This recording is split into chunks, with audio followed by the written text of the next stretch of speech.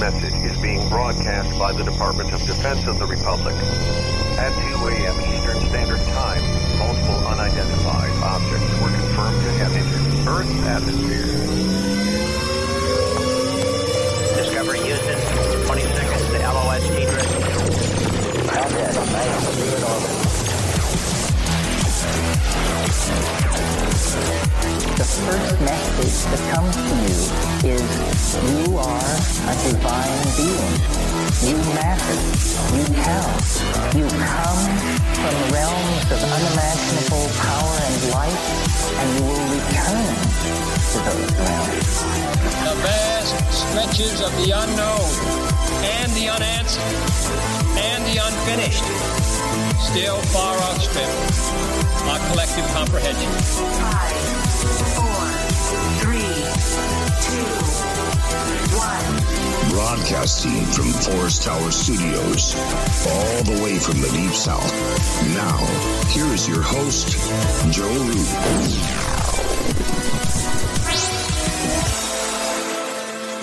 Broadcasting from a shack on a hill in the mossy creek bottoms of Cane Creek, Arkansas. This is Lighting the Void. I am your host, Joe Roop, and if this is the first time you're listening to the show, this is a show exploring the void. Things like consciousness, the paranormal, all of the weird and wacky stuff out there, and especially all of the fringe stuff. So if you're listening for the first time, thank you for joining us tonight. And speaking of fringe, we're live on the Fringe FM. KTLK Digital Broadcasting is the radio station that we're live on. It's Tuesday, the September the 24th, heading on into the 25th. Tonight our guest is Ian Wilson, and we're going to go back down the road of exploring consciousness, the dream world, the astral realm, whatever it is you want to call it. There is few explorers of consciousness, I think, out there that we could say have the kind of experience that Ian Wilson has. So this is going to be interesting. All questions are valid, and I can't wait to go down this road with Ian. This show is brought to you by GetTheTea.com. Make sure you go get that super strength tea first and foremost, but also grab a bottle of Allison, some G.I. Joy, get yourself feeling better, protect yourself from those intruders. This show is also brought to you by AncientLifeOil.com, the best CBD oil on the planet, bar none, and PrepareWithTheFriends.com. We got another person. I'll tell you something else that's really cool. We got another person that I'm working with that sells night vision goggles, optics, telescopes, survival gear. This store has everything, and I'm trying to work something out with them, and hopefully we'll have that too coming up. So thank you all for your support. I really appreciate it. Don't forget, Justin, not this weekend, but the next weekend, October the 5th and 6th, we're going to be at the Arkansas Paranormal Expo. So if you're in the South, come on by and say hi. I'll be there. Lady Ann will be there. I don't know who else will be there, but I would like to see all of you. I know Pat Fitzhugh's going to be there. A few other people are going to be there. That the Board Camp Crystal Mine crew. It's always a fun time there. So make sure you come out and see us and say hi, because we're going to be broadcasting live from there. If you want to support the show, you can support by donating there. There's a donate button at the bottom, and you can go to the store. I know a couple of people got some stuff today, like hats and hoodies. The winter time's coming up, so what I think I'm going to do is I'm going to add some more winter clothes, like maybe some bomber jackets, a few different hats, and try to get some more designs on there so you guys can have you some cool Voidwalker stuff. All right? Also want to remind you that UFO Seekers, the new season 4, has started. Go check out the first show. It's on YouTube, youtube.com/UFO Seekers. The best researchers, videographers, journalists on the planet when it comes to UFO research, in my opinion. At UFO Seekers on Twitter. If you've had a sighting, give them a call at 661-UFO-7889. At any point in time tonight, if you'd like to text into the program, that number's 501-777-5631. You can also call in at 1-800-588-0335. Now, Ian Wilson is here with us, and most of you dream explorers are pretty familiar with him. But if you're not, I can tell you that that this is going to be a good one. So in 1986, at the age of 14, Ian had a first encounter with a small group of people during the Perseid Meteor shower. And following that encounter, he started to explore a state known as lucid dreaming. And in 1987, and has explored consciousness during sleep for over 32 years. Now, Ian is the author of 5 books entitled You Are Dreaming, The Theory of Precognitive Dreams, Deja Reve, I probably said that wrong, but A Course on Consciousness, and A Living Dream That Lasts a Lifetime. The website is youaredreaming.org. And I remember, Ian, the last person that we had on here talking about Deja Vu was Art Funkhauser, and he had all those different words, and how do you say that? Deja Reve, is that how you say it? Deja Rave. So Deja like a rave, Rave. right? So Okay. Deja Rave. And what is that again? Just remind me of what that is again. Well, as you know, most people have deja vu, and that's that experience that you are in a situation that could be very new. You've never been to this certain place, or you've never met this certain person, but something's very familiar about it. It's tugging at your amnesic memory, and you're like, this is familiar to me, but I don't know why.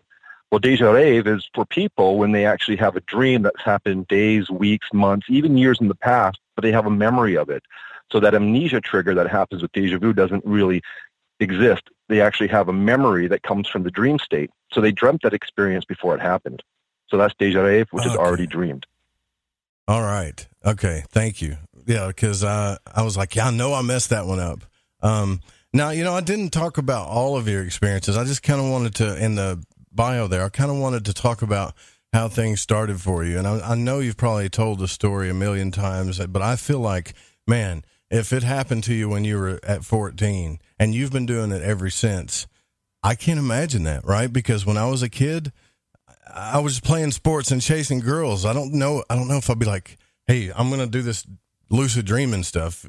Did you get any slack from people at school about that, or were you just on your own thing? Didn't come easy, because you have to keep in mind there's a lot of, even though lucid dreaming is scientifically proven, they've got a lot of studies, a lot of EEG and fMRI that validates that people can be conscious during sleep. Because it's a subjective experience, not everybody has that experience. And when people don't have an experience, they're not very open to it when you go, hey, I was sleeping, but I knew I was dreaming, and I was conscious in it, just like I'm conscious right now. And while I was there, it was just as real or visceral as my waking life, but different, and people get a little bit standoffish because they don't have that experience. So there's no relatability, right?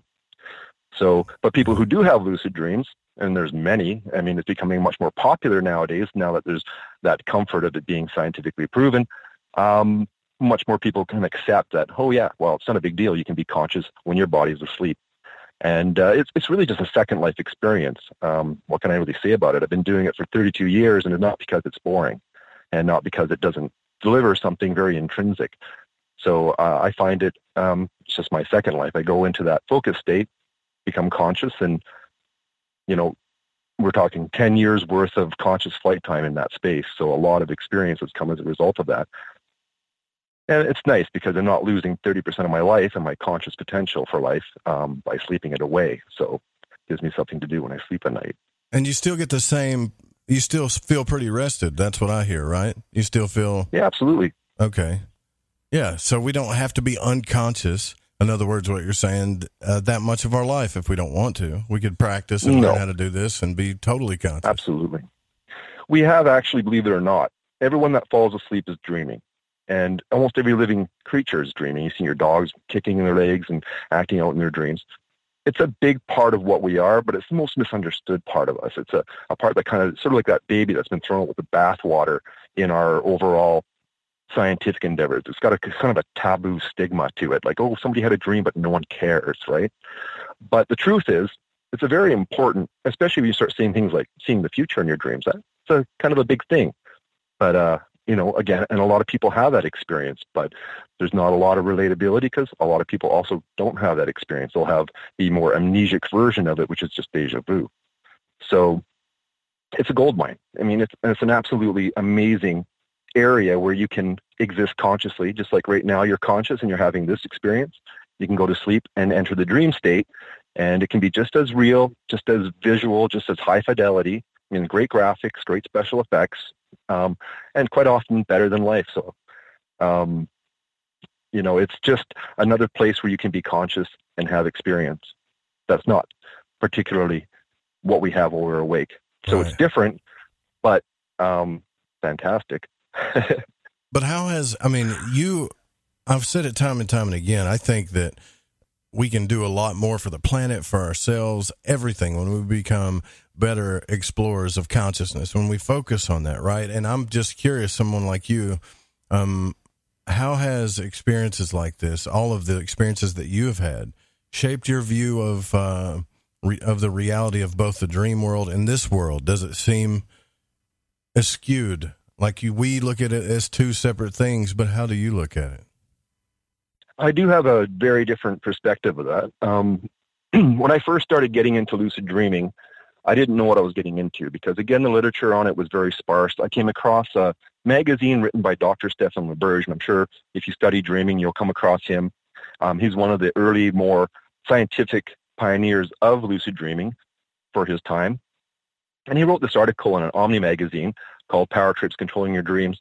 And this is where I was in my teenage years, and I was already having fun with my dreams, but I wasn't conscious in them. So they were very playful, very animated. I was kind of like that kid who'd watch a TV show and then wish I could be a character in that TV show. And but as exciting as it would be, you just watch this 2D screen. But when I go to sleep at night, I would notice that I could actually dream in some of those genres. So I could suddenly become a character in a movie like, say, Star Wars back then as a kid, right? So I'd find myself being Luke Skywalker, but now I'm having this first-person, three-dimensional, realistic perspective. Somehow my subconscious mind took all that information and simulated Star Wars. And so dreams back then as a kid were already kind of fun, but they were nowhere near as good as they would become until I became conscious in them. So in his article, he talked about this ability to stay conscious in the dream state and that you could control your dream. And I thought, well, geez, man, if I could control that, that would be really cool. And it took me about 48 hours before I would have my first lucid dream. And it was the most incredible experience at that time that I would have because, it's like waking up in a completely different reality, right? So when I had my first lucid dream, the difference between any other dream I had prior to that was the level of self-awareness and consciousness. I mean, you were really there. You're in that space. And I had a great first lucid dream. It was incredible. It was fun. And when I woke up, I was like, man, I did it. And got hooked instantly. I was like, okay, I'm not going to stop lucid dreaming. I want to do this every single time I go to bed. And so I've maintained that discipline throughout my entire life. So for the majority of 32 years, almost nearly nightly, I've had lucid dreams. And there's been some dry periods, depending on if my life gets very heavy and my sleeping patterns get really interrupted, then that can kind of peter it down. But once I get back into a stable sleeping environment, it just kicks right back up again. Yeah, but that's cool. I wish I could do that. But I know that it's easy for you to do. But what I'm asking you is do you feel like, I guess what I'm trying to imply is, do you feel like the real world is a dream too? Does our reality... We'll lead into that because we're talking about things like Deja Vu and Deja Reve, which is seeing the future in your dream state. So what LaBerge didn't talk about was something that I would stumble into within the first year of lucid dreaming. Now that I was actively participating and remembering my dreams, I started noticing certain dreams, not all dreams, but certain dreams would be kind of a snapshot of a future event. And I would stumble into that future event. And in the very beginning, I was actually terrified of it because I had no idea that was something that was a genuine experience. Certain things you just don't know until it lands in your lap. Well, it landed in my lap at a very young age. And so I started having non-lucid precognitive dreams in the beginning. And I was quite terrified of it. I tried to talk to people about it. And of course, that's a very strange thing for everyone that was around me. So if lucid dreaming wasn't ostracizing me enough, precognitive dreaming was definitely getting a lot of, sneers and jeers from people that didn't understand that experience. So I was left with a conundrum. What is that part of dreaming? How on earth can, you experience the future in the past during a dream? Well, it took me a while, until the age of 17, before I would have my first lucid precognitive dream. And that's a big difference between a non-lucid precognitive dream.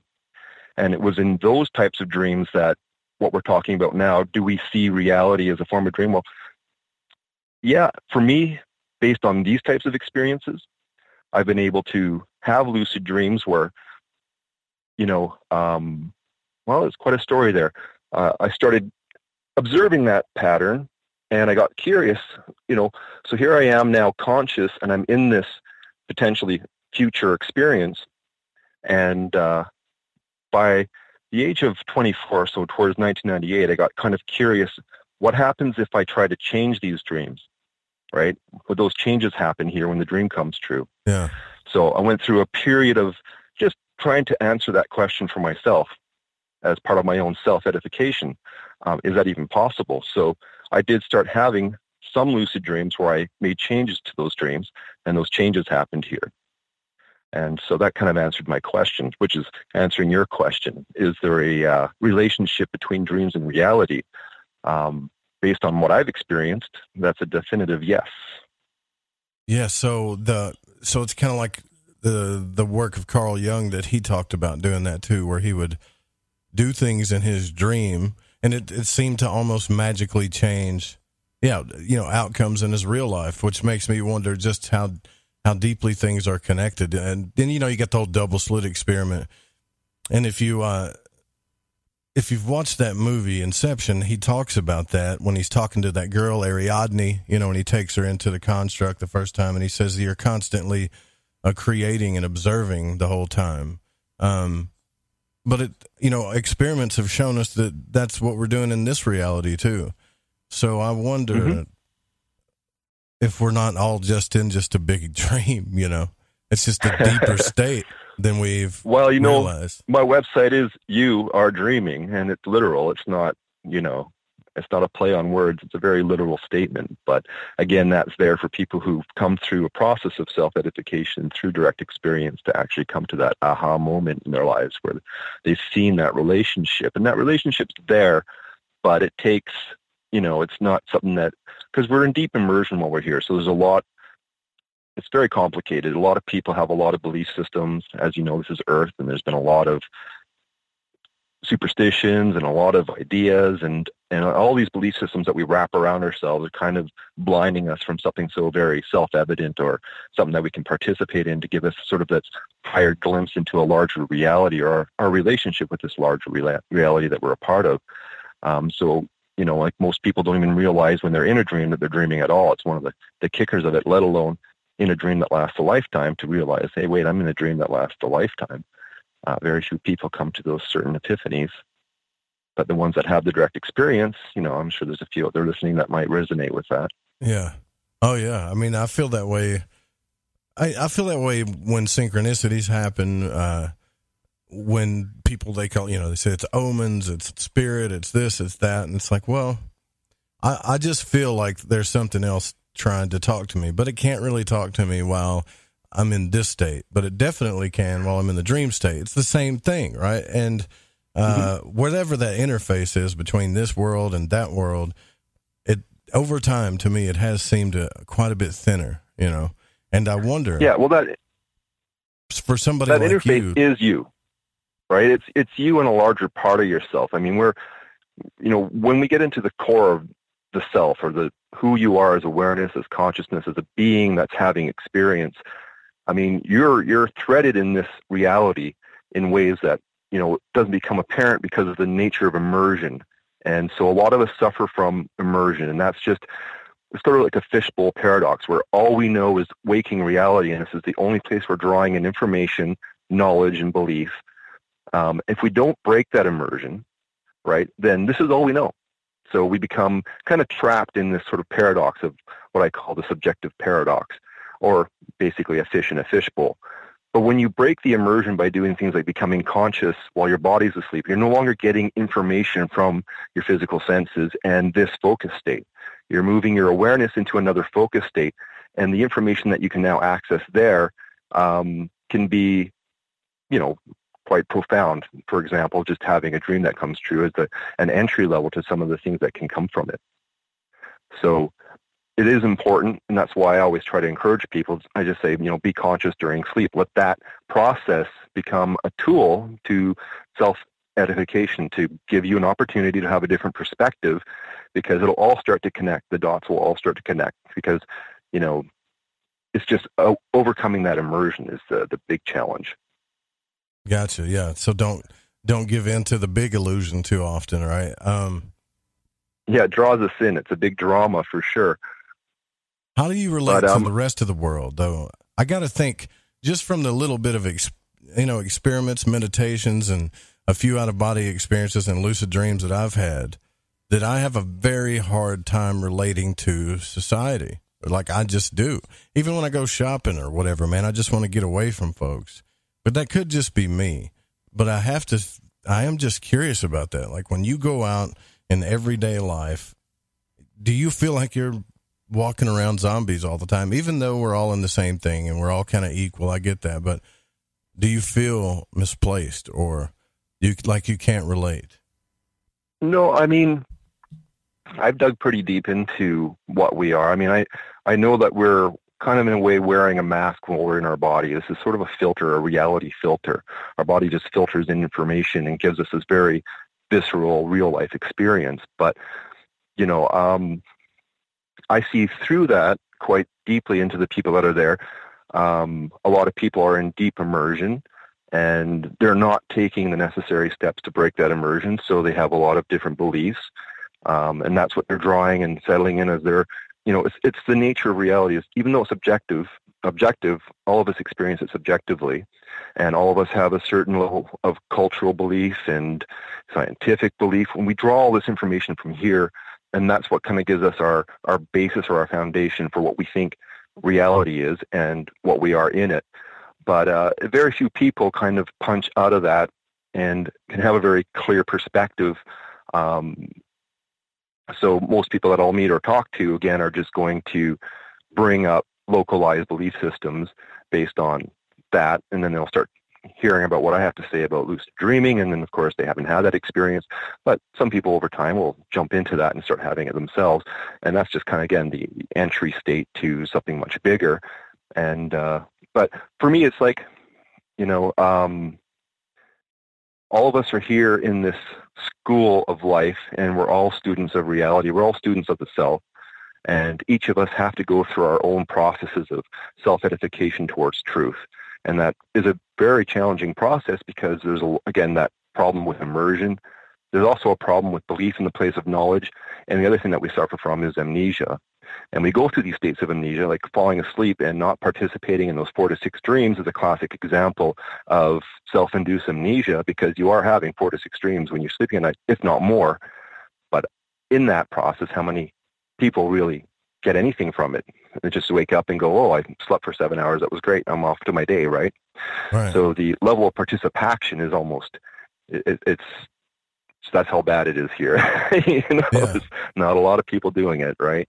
Or doing it well. I mean, like there's people that'll dip their toe in it and go, oh, I stick my toe in the water and it was kind of cool, but I'm not ready to go swimming yet. So they kind of go standoffish and don't really pursue it any further than a few drops here and there along the way. But it's like anything, you kind of really just have to take that bull by the horns and really drive at it. And that's kind of what I've done, because it answers a lot of these questions, these really big questions about your relationship with this reality and this interface, and what you are is not just a physical person, but as this being that can like close its eyes and create for a second its own little reality, and then collapse that little reality and wake up into this reality. It shows that we have this amazing ability to think in a way that can simulate experience the same way that we're having it right now. So we're actually very profoundly powerful with that particular focus state, but not a lot of people know how to use it or get anything meaningful from it if they're just turning it off or not participating. And again, that's all choice. I mean, it's a you thing. You want to lucid dream, you got to do the work. You want to go to the gym and get muscles, well, you got to go to the gym and press those weights, right? Right, yeah. It does. I mean, for some people, it does seem to work better, but there's no doubt in my mind now that you have to, if you don't know how to do this, that you definitely have to practice and work at it until it becomes natural to you, for sure. Just like driving a car, it takes a while to learn it, but once you get a handle on it, it gets easier and easier. Right. Cool. Well, I definitely got some questions about this realm, and I'm going to ask some questions that were sent to me before the show already, but we'll be right back with Ian Wilson. The website is yourdreaming.org for your reference tonight. I'm Joe Roop. This is Lighting the Void. Stay with us.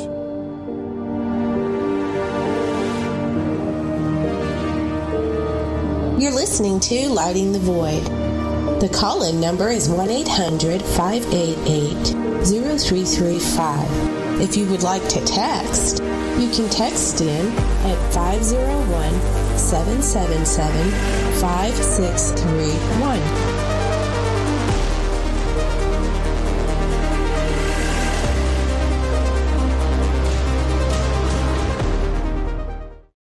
This is Corbin, son of the one and only Joe Root, and you're listening to The Fringe FM. Did you know that qualified patients can access medical cannabis in all 50 states? CannaSense is a medical cannabis collective that helps patients in all 50 states gain access to cannabis medication. CannaSense does this with a streamlined process and strict compliance with the Compassionate Use Act of 1996, the Affordable Care Act, and the U.S. Constitution. It is important for each patient to understand the legalities involved, the cost, and the benefits of cannabis medication. Through truth, legalization, and education, the medical benefits of cannabis will supplant recreational perceptions, and the real vision for change will be realized. Let the people and their personal doctors take control of their medical cannabis decisions before the greed of big business takes over. The tipping point for change is today, and CannaSense is ready to lead the charge and enable legal access for all qualified patients to medical cannabis through its proven system. For more information, go to thefringe.fm/care or click the banner on the website today. I think by now we can get the information. I love magic, and on Lighting the Void, each and every week, you will get to hear shows about magic, mysticism, and many other subjects that stretch your mind and imagination. So when I got my mind on the magic and the magic on my mind, I listened to Lighting the Void on the Fringe FM. It's magic. May the gods look with favor upon you.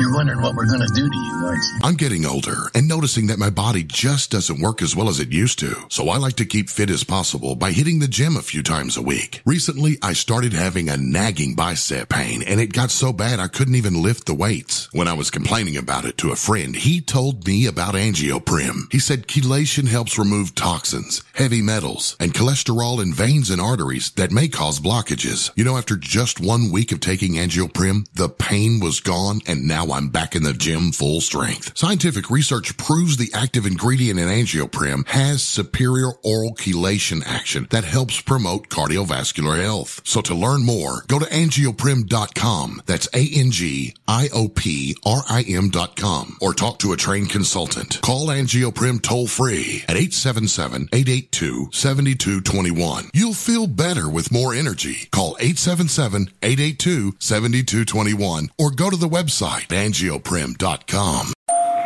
Come, walk through the mossy creek and up the hill. Never mind the flashing lights and otherworldly shadows. They stay hidden within the trees. Come, step up to the shack and begin your journey to the answers that you seek. This is Lady Anne, and you are listening to Lighting the Void on the Fringe FM. Okay, here we go. AncientLifeOil.com. AncientLifeOil.com. Now this is for CBD. AncientLifeOil.com. Again, for CBD. Where do I get CBD? AncientLifeOil.com. It's pretty good stuff. Organic, non-GMO. We are the Ferrari of CBDs. AncientLifeOil.com. You know, they say when you mention a person's name 3 times when you first meet, that you're going to remember. So I'd say to you, nice to meet you, AncientLifeOil.com. It's AncientLifeOil.com, right? Nice to know that you help people. AncientLifeOil.com. Think about this. Occasional stress, occasional anxiety, occasional inflammation, occasional stiffness, and intruders that get you down. AncientLifeOil.com. Okay, so I'm going to give you a fact for the day. So Ancient Life Oil does not help you with business deals. Hold on a second. If you feel better, it could help you make a better decision. Okay, I'm wrong. Just remember to go to AncientLifeOil.com. All right, everyone, this is Justin from the UK. Excuse the chitty. If you're into the Fringe and you want to hear the brass tacks, me old China plate, Joe Roop and his guests on Lighting the Void will open your mince pies. You need to shut your north and south and use your 10-speed gears and listen to them bubble. You could hear a Barry Crocker, no Brussels, but he ain't no holy friar. Anyway, you be the Barnaby Rudge and take a butcher's.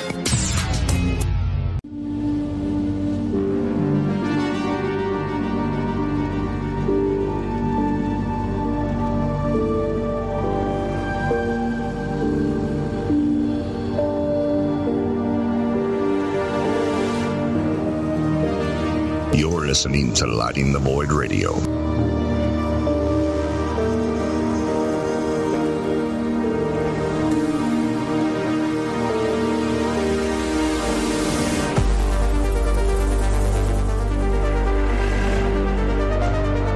Ian Wilson is our guest tonight. The topic tonight's lucid dreaming, precognitive dreaming, deja vu, and all its counterparts. And I say that because I end up saying the names wrong to it. Ian, I was thinking that I wanted to talk about this because you brought it up earlier, like precog dreams. I've read some Carl Jung. You talked about how you can affect your real life using your dreams. When you have a precognitive dream, and I guess you can see something that's coming down the road, or it's showing you something in a dream, is that like destiny, right? Or can you change it? Can you mess with the dream to change it? How would you go about that if you saw a future event, let's say, that was bad, and we can start there? Sure. Well, I actually have an example from my life. I did have a precognitive dream. Now, this happened a lot later, so I mean, it happened back around 2012. So, you know, I've been at this since 1986. So, I had a dream where I was driving on. It was nighttime, and I was driving on this road. It was a fresh fall of snow, so there was no grooming. I was the first car on it, and I had my daughter in the back seat.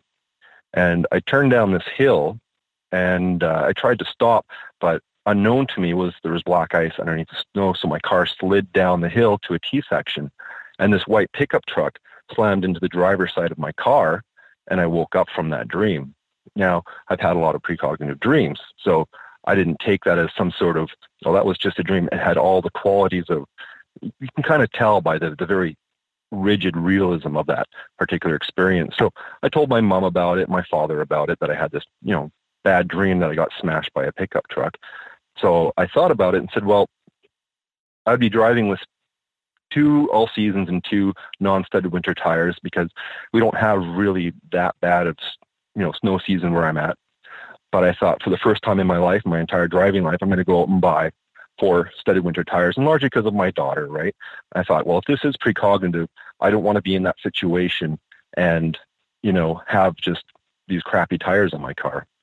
So I go to a Walmart and I order studs, and the guy was trying to talk me out of it. He's like, no, you don't need studs on your tires around here, blah, blah, blah. The sights are good enough. But of course, I'm remembering that dream, and I'm very clear, no, I have to have the studs on it. So time passes, and the situations that led to that particular event, because you have to keep in mind all these different circumstances lead up, but I was house sitting with this person that needed somebody to take care of his house while he was in Mexico. So I had my daughter with me, and we had to take her to daycare. And so I wasn't in my usual vicinity that I would have been driving her from. So I had to take the highway. But my experiences with the first fall of snow was, you know, on the highway, it's dangerous. I've had semi-trucks fishtailing and stuff. So there's a back road that I know I can take. And, you know, I'm in a rush. I'm not really thinking about the dream at this point. I'm thinking about getting her to school, you know. So, you know, that particular moment wasn't really on my mind. I was more concerned about getting her to school so I could get to work. Time was tight. I had a long drive to do. So off I go on this back road. And sure enough, it was the first fall of snow. There was no grooming truck. And, you know, I still wasn't catching the cues quite yet until I turned down the hill. And once I turned on the hill, all that deja vu and all that same familiar pattern was there. It was the exact same hill, exact same situation. And my hand started to grip the steering wheel because I put on the brakes, and even with the studs, my car didn't just stop. And, you know, it's my first time with studs and the first time actually testing them. So I assumed they would just make me stop. But I could hear them now digging into the black ice. So that was the only difference between the dream and now the waking event. And so I could hear the scratching of the tires, and my car came to a stop 1 foot past the stop sign as that white pickup truck went right in front of me. Wow. Yeah, and I bet at that moment you were like, yeah, okay. I just saved my own life, actually, by dreaming that. And because of that event, I wrote a paper called The Theory of Precognitive Dreams, and I've had it online free forever. I just wrote it I figured, you know, I got to get this information out. And so I wrote that paper, and Dr. Art Funkhauser actually edited the paper for me, and I'm very grateful that he did that. And so there it is. It's accessible, and people can go find it on the internet by searching that. And but suffice to say, that shows just right there. I mean, I talked to a lot of people. I've talked to tons of people who've had this challenge when they have precognition, is they feel their life is scripted and that everything's predestined. So they get that sense of predestiny. That's not the case. It's more or less probability. And if we go deeper into that experience, that wasn't a lucid precognitive dream. That was a non-lucid precognitive dream. So I have had, we were talking before about actually changing or altering the dream before it comes true at that runtime moment when you're in that focus state. So here's an interesting example. When I was trying to answer that question, like, can we change these dreams before they come true? What would happen? I didn't know myself. So,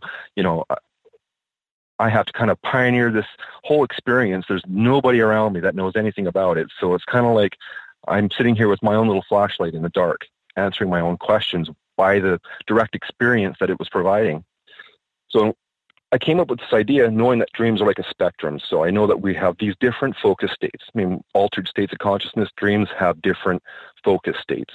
And depending on where you're focused in that state, some of those focus states access what I call the precognitive lair. So what we experience there happens here, quite simply. But how do you get there? How do we navigate? I didn't know. So I came up with an idea to try to alter the dream and leave kind of like a breadcrumb or a footprint. So I started putting geometrical shapes on the topology of the dream, just using dream control.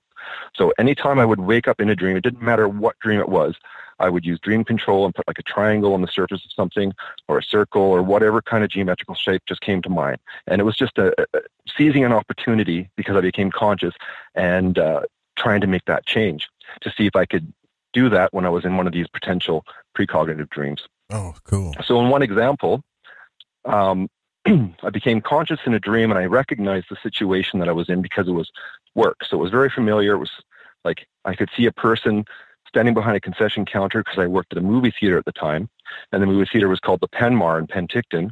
And this was back in 1998.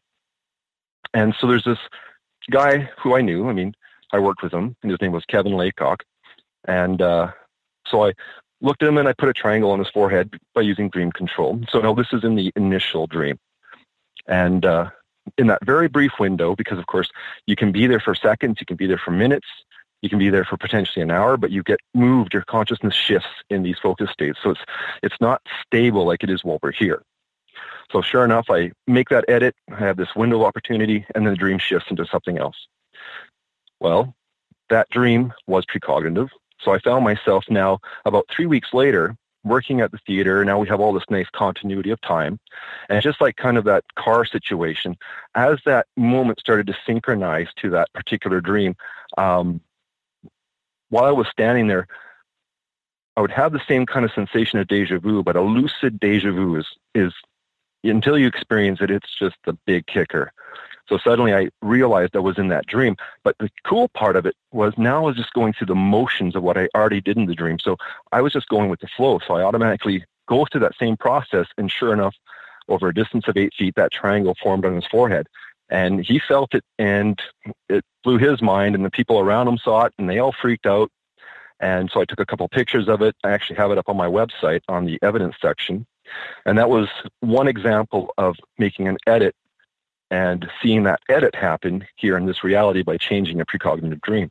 Whoa. Now, that wasn't the first and only time, but, I have one where I did it on my hand as well, and there's others as well. But, of course, I didn't get a chance to document them because, back then we didn't have cell phones and easy accessibility to cameras, but there was certainly more than just those two events. So you're saying, wow. Okay. So first off, I want to make sure I'm clear about this, is that you and a few other people saw a triangle physically manifest in this reality that you and I are in right now. Mm-hmm. That's right. Because you put it there in a precognitive dream. I edited the precognitive dream before it happened. Yeah. I am shocked at that. That's insane. That's really cool though, actually. I'm just saying. I was shocked. I mean, when it first happened, I had no idea. I mean, the thing is, like, I mean, I'm fumbling in the dark just like everybody else. And trust me, I'm this little lone wolf on an island in this big experience. And I kind of have been my whole life. There's really hasn't generated very much interest. But the truth of the matter is, there's a definite set of steps here, because a lot of listeners have had dreams come true. I guarantee there's people out there listening to the show right now going, oh, I've had that. Maybe there's a few of them that said, oh, I've had a lucid dream that's come true, so they'll relate. I mean, we relate to these direct experiences, right?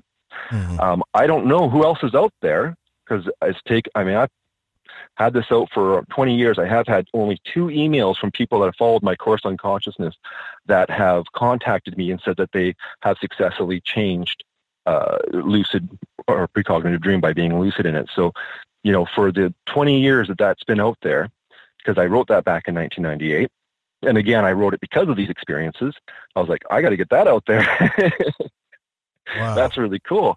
But suffice to say, for the amount of time that it's been out there, it marked a triangle on his whole face, right? Is that what I'm seeing here? Or yeah.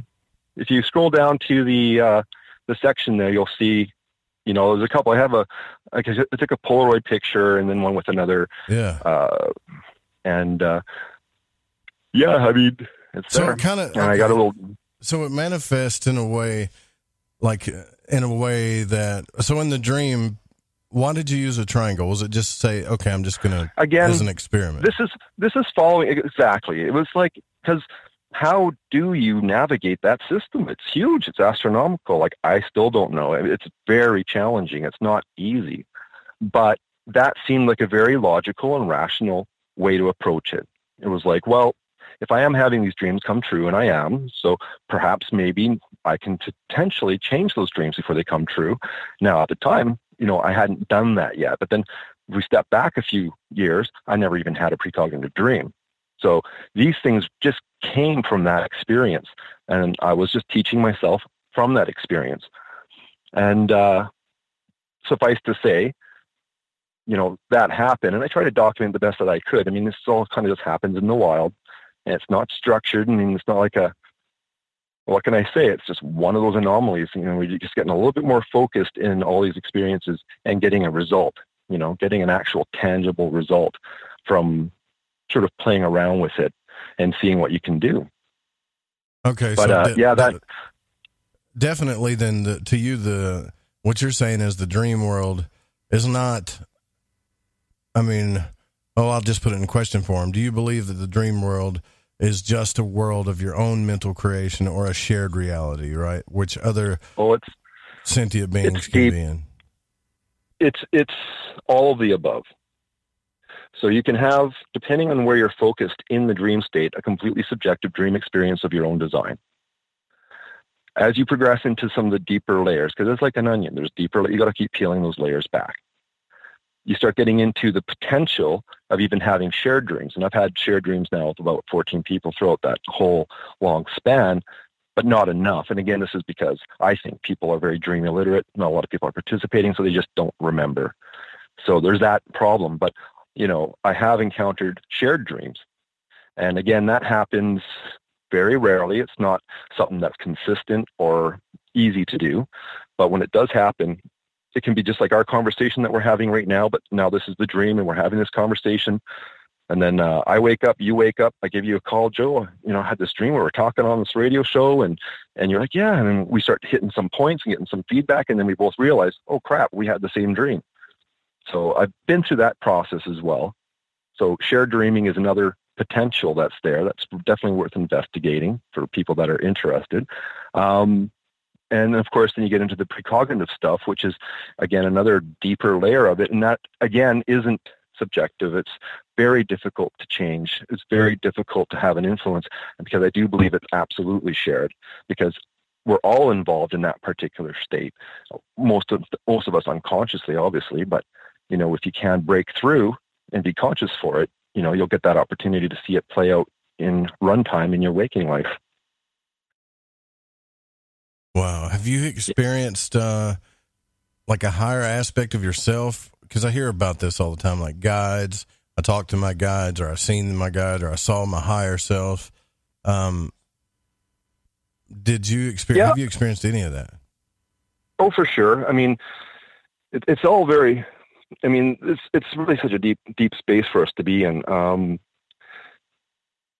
The best way to approach it is, for me, and quite often, especially like in my first lucid dream, I had a kind of a voice, right? And Terence McKinnon talks about the voice. He kind of encountered it on mushroom trips, right? That there's this intelligent voice kind of breaking through all that noise that seemed to give him information that he felt was really important, right? So that's starting to get into this idea of there's something else, another veil, another layer of you kind of helping yourself along the way. But to really dive into that, I got to go even further into the types of experiences that I've had. Because for me, I've encountered, and this is something that a lot of people have encountered, is like a being of light, right? So we get the infamous being of light encounter that can happen in that focus state. And usually that encounter can be really profound.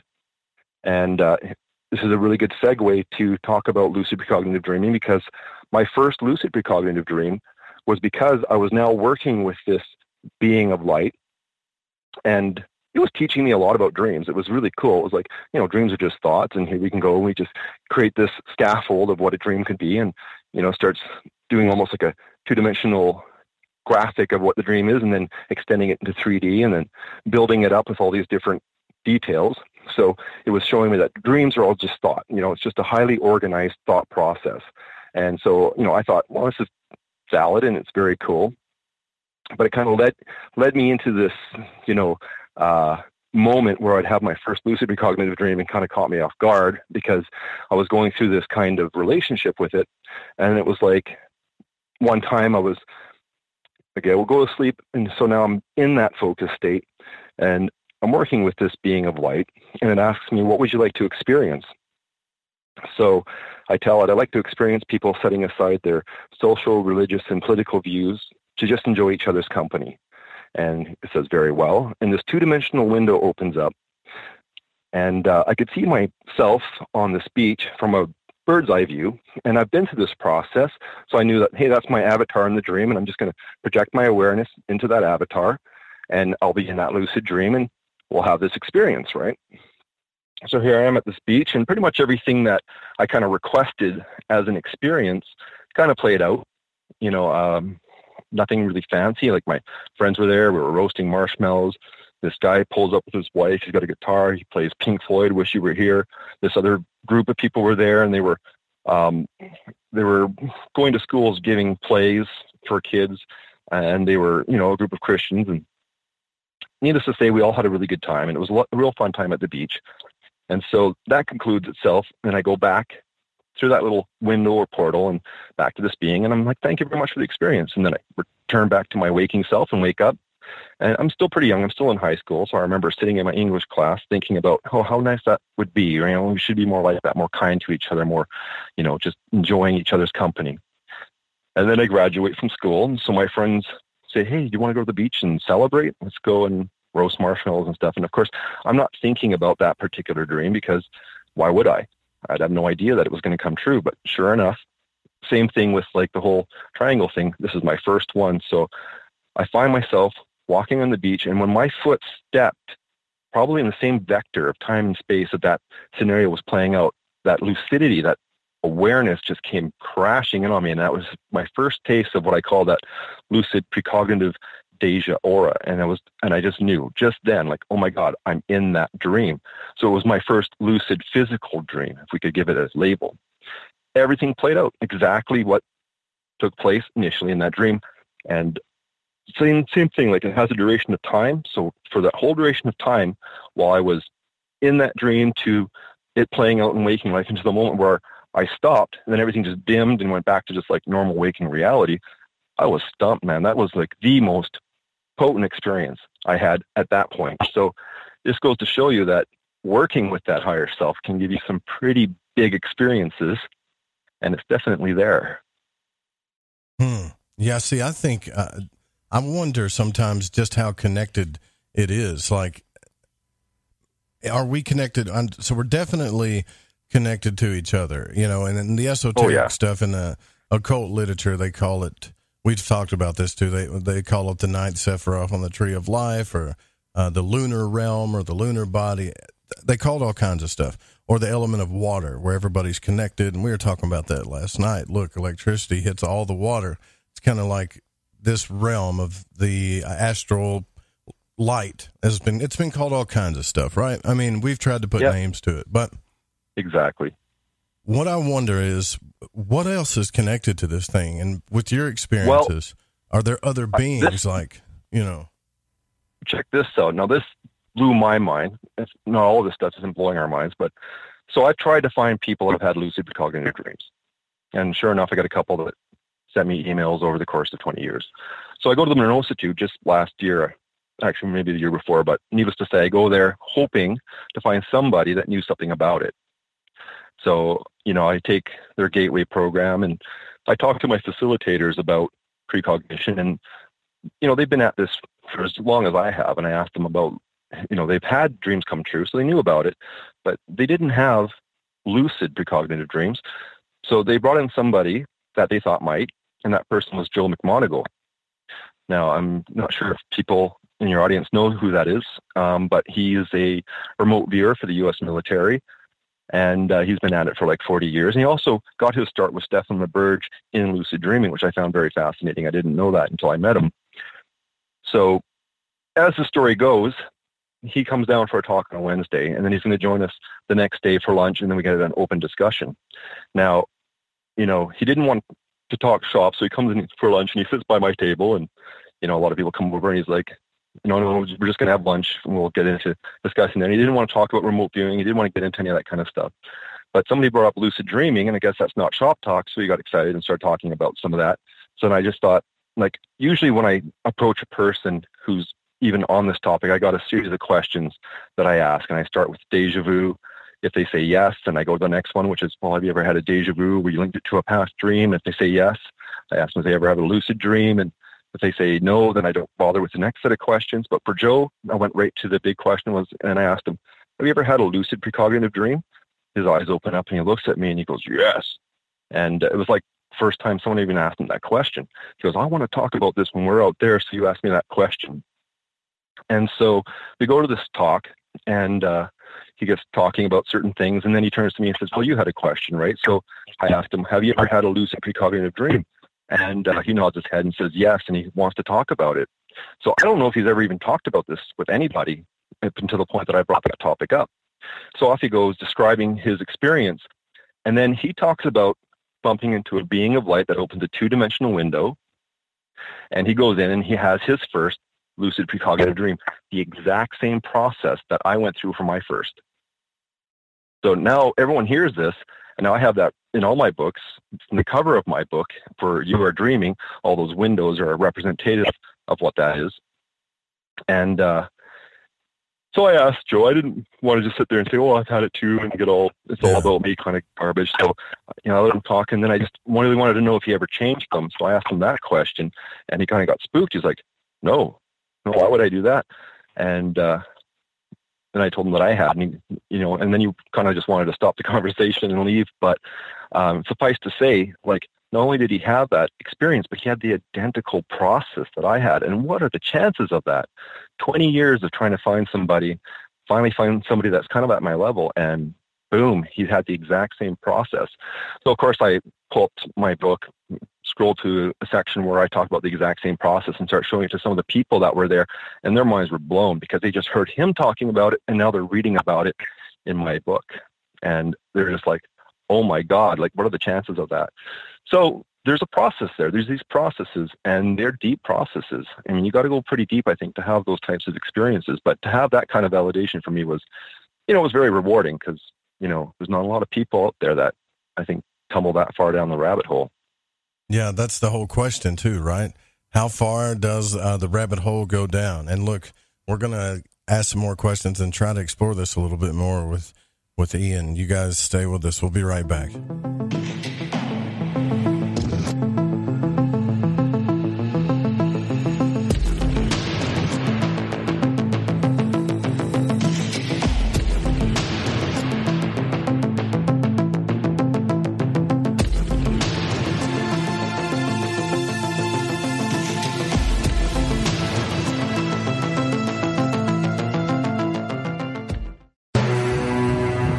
Brian Gable, and I want to remind you to keep your radio, phone, tablet, or computer tuned to The Fringe FM, and visit the website thefringe.fm to listen to the entire lineup of shows. You can also catch my broadcast, The Secret Teachings, Monday through Friday, beginning at 12 a.m. midnight U.S. Pacific Time, right here on The Fringe FM. Hi, I'm Alex Exum, and you're listening to The Fringe FM. OMG! People are jumping on board to the Life Change Tea Regiment. Brew, steep, and drink for a gentle, taste-great cleanse. It's changing how they feel. See what everybody's talking about. Log on to getthetea.com. That's getthetea.com. Life Change Tea aids in digestive slowdown and helps people get moving down a healthy path. We won't make claims. We'll just let you decide. Experience is much better than a commercial anyway. If you want results, log on to getthetea.com and purchase your super strength cleansing tea. You won't be disappointed. And if you're looking for some mind-body suggestions, go to YouTube and punch in the search bar Health Matters Now. That's Health Matters Now. Put power into your health now. So, getthetea.com. That's getthetea.com for super strength tea. And YouTube, Health Matters Now. That's Health Matters Now for valuable suggestions. Getthetea.com. The tea that makes you go. This is Reverend John M. Polk.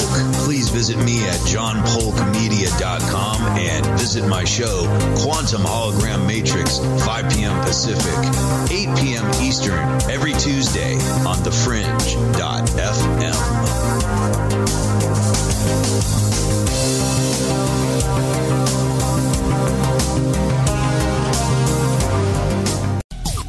Hey, Fringe FM listeners, did you know that when you're on the road with limited data or no Wi-Fi available, you can still listen to every minute of the Fringe FM by calling 701-719-3971. No smartphone app or internet needed. Saves your data plan and no extra cost if you have unlimited minutes. Call 701-719-3971. That's 701-719-3971. Listen to the Fringe FM on any phone, anytime, anywhere. Hey, is that a new music app? Yeah, check it out. Surfer Music Discovery. It links to thousands of online stations, but the twist is you see the song names and artists that are now playing live. That's different. No guessing. Looks like a waterfall of music. So many formats. Rock, oldies, country, R&B, jazz, and a whole lot more. How's that spelled? Surfer. S-U-R-F-R. Is it expensive? It's free. No need to sign up or sign in. Get the Surfer Music app free from Google Play or the App Store. This is Crow 777, and you are listening to The Fringe FM. Get the Tea is the #1 cleansing tea in America. We cleanse you with organic ingredients, and when used daily, you can increase your energy. Cleanse from intruders that set up camp in your colon. Cleanse your colon and feel the difference. Colon cleanses can be uncomfortable. Not Life Change Tea at getthetea.com. Life Change Tea is mild yet truly effective. Cleanse your insides every day. Easy to make, easy to use, and feel the results. Are you sold? Okay, then here's how to order. Log on to getthetea.com. That's getthetea.com. Look for our specials on the front page. Get the Tea also carries top-rated supplements for those who care about their health naturally. Again, log on to getthetea.com. That's getthetea.com and feel the results. And for those of you that arm yourself with information, come to our webinar every other Monday at 5 p.m. Pacific time. That's every other Monday at 5 p.m. Pacific. You can sign up at getthetea.com. Do you want to know the truth? Are UFOs real? Are aliens visiting Earth? Are governments around the world hiding the biggest secret in history? We're UFO Seekers, official partner of The Fringe FM, and we're on a hunt for the truth. Join us as we investigate locations like Area 51 by subscribing on YouTube at youtube.com/UFO Seekers. Hola, Fringe listeners. This is Dave Cruz of Beyond the Strange, and you're listening to The Fringe FM.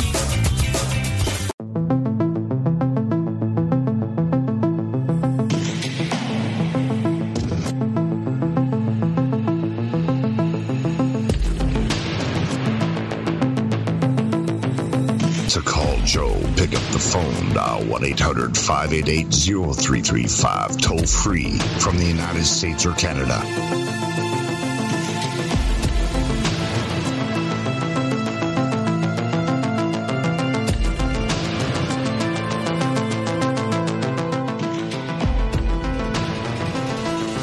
All right, so we're back.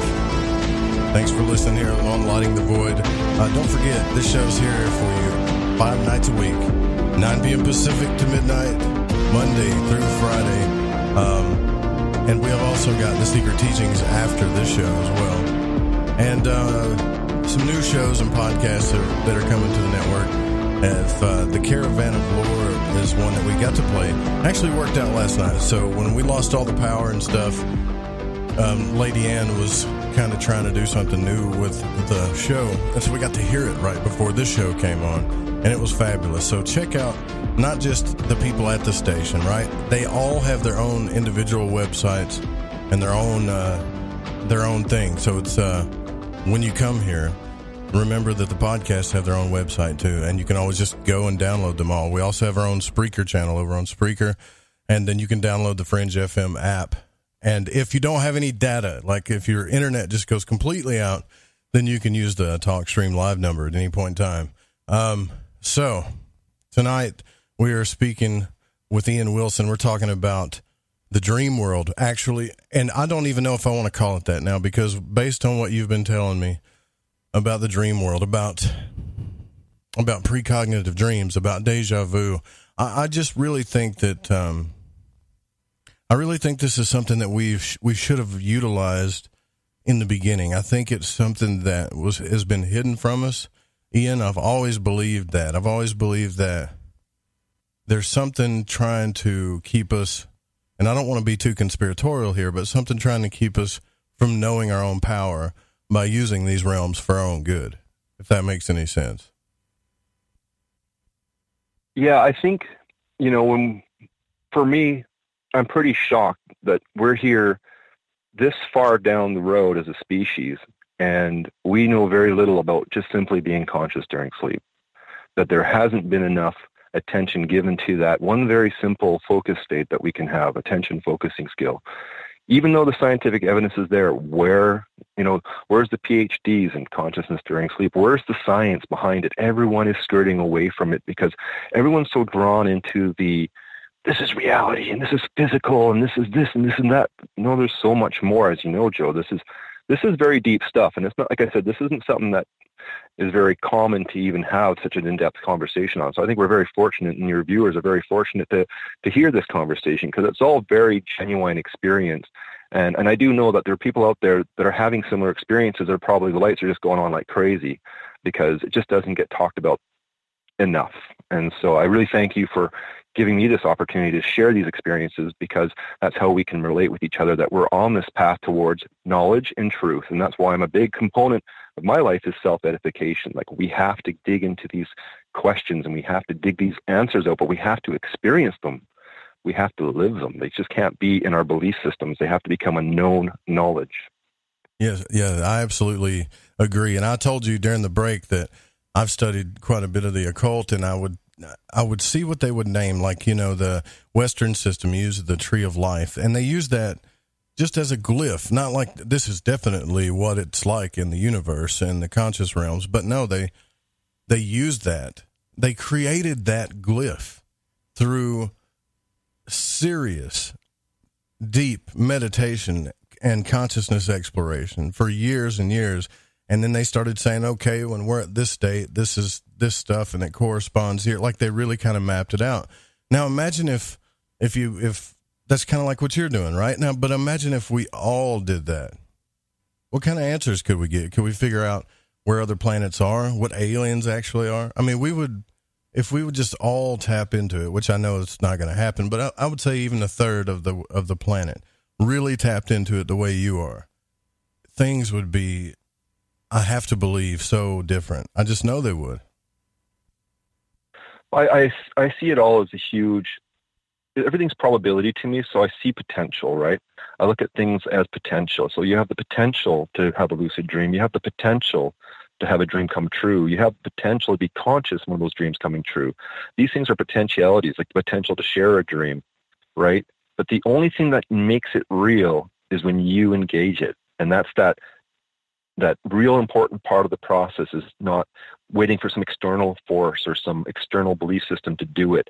It's a hands-on direct experience that is a part of that self-edification process. When you stop, looking at the external world for all the answers, and you start turning into your own inner cosmos, your own true self, and you'll be amazed at the amount of information that's in there.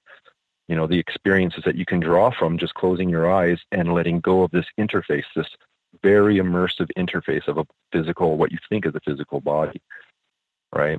But I don't even believe in physical reality myself. I think reality is epiphenomenal of the dream state, that it's information, that we're actually sitting here in this very highly evolved process of thinking, and our reality is actually a rendered byproduct of a larger consciousness system. Yes. Where we are all interconnected, right? Yeah, that we so it's a perfect and as it's been consciousness system for experience. It is. And, I've had experiences that seem to point at that we came from a singularity. The singularity, when we go into cosmology, is sort of our core self, where before all of this came to be, we were all effectively this oneness of awareness. And based on this information that I've kind of come back into knowing, is that all it had was the ability to think. It was a self-aware singularity. So what are those thoughts? Those thoughts became the recursive feedback for itself. And it built more complex patterns in this recursive feedback. And those patterns became more or less dreams. And those dreams became more organized. And as it became more organized, it became more immersive. And it started to project parts of itself into each actor in that unfolding manifold of reality, to the point where now this is where we all sit. We're all like a cell in a body that has become many parts, right? So we're like the cell in a finger and the cell in the toe fighting with each other because there's a separation. There's that boundary, that illusion of separation from this oneness that we came from.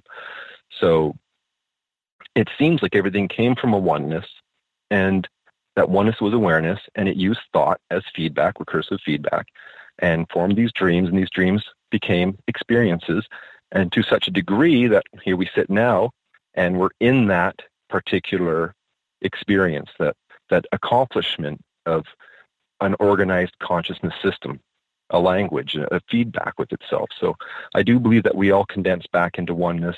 So what we do here, and that's a big lesson too, like what we do here to others, we're effectively doing to ourselves. So how are we doing on this planet if there's all this hate and violence and war? Who are we really hurting and killing? Right. Exactly. And it's like, yeah, I think, like reading about, it's really cool because reading about magic and then reading about dream explorers and astral travelers, man, they're doing the same things, right? I mean, they just are. The magicians and stuff, they're calling certain things. It seems like they use more tools and things like that. But you just came to me today and said, well, I used a triangle in the dream world. To me, that's no different than a magician going into the astral realm and drawing a pentagram or a Hebrew letter or something, trying to affect their own reality. And it does. That's right. So I wanted to ask you about that. What's been your experience with using tools like symbols, or what other tools can we use to help interface between these realities? Well, I mean, for me, I kind of it all boils down to a very focused intention, right? So the most powerful tool that I seem to have been able to observe is when you get really organized and focused, and you can really harness your intention in these focus states. And again, to do that, you need to be conscious. You can't do it in the wildness of your unconscious mind when you're not in control, you're not in the driver's seat, and you're stuck in the passenger seat of that experience. So it is a real, art to get into being just you, self-aware and conscious, and in this other state, this other focus state. So for me, again, using these geometrical shapes was just because they were easy.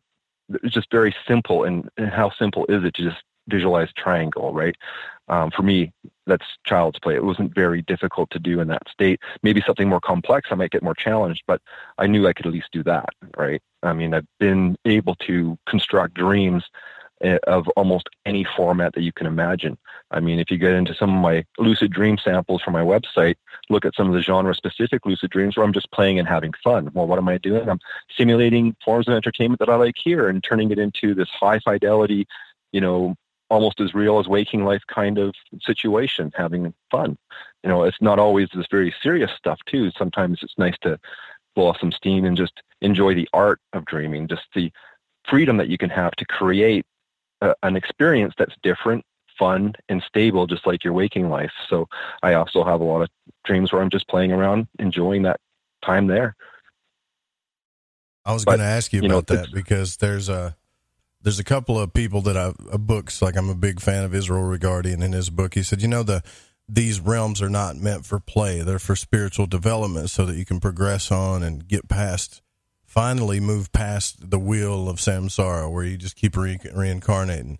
And the more you play, the more time you're wasting. I mean, some of these guys were real serious about their work. They just looked at it as a super spiritual thing. Do you look at it that way, or do you look at it as, well, I'm getting the kind of sense that maybe you look at it as, well, spiritual is an idea. Maybe we don't know what that is. Well, I see it as, again, there's absolutely nothing wrong with going into a dream and then making it the dream you want to experience and having that type of an experience. And I think that, again, is just demonstrating your ability to organize your thoughts in this higher order language of dreams, because all dreams are is recursive feedback of thought, right?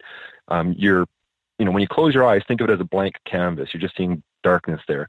But as your thoughts start to shift into that canvas, it starts to light up with faint images, can light up with faint sounds, and it starts to become more detailed. Well, this is that bootstrap process to creating a dream reality, right?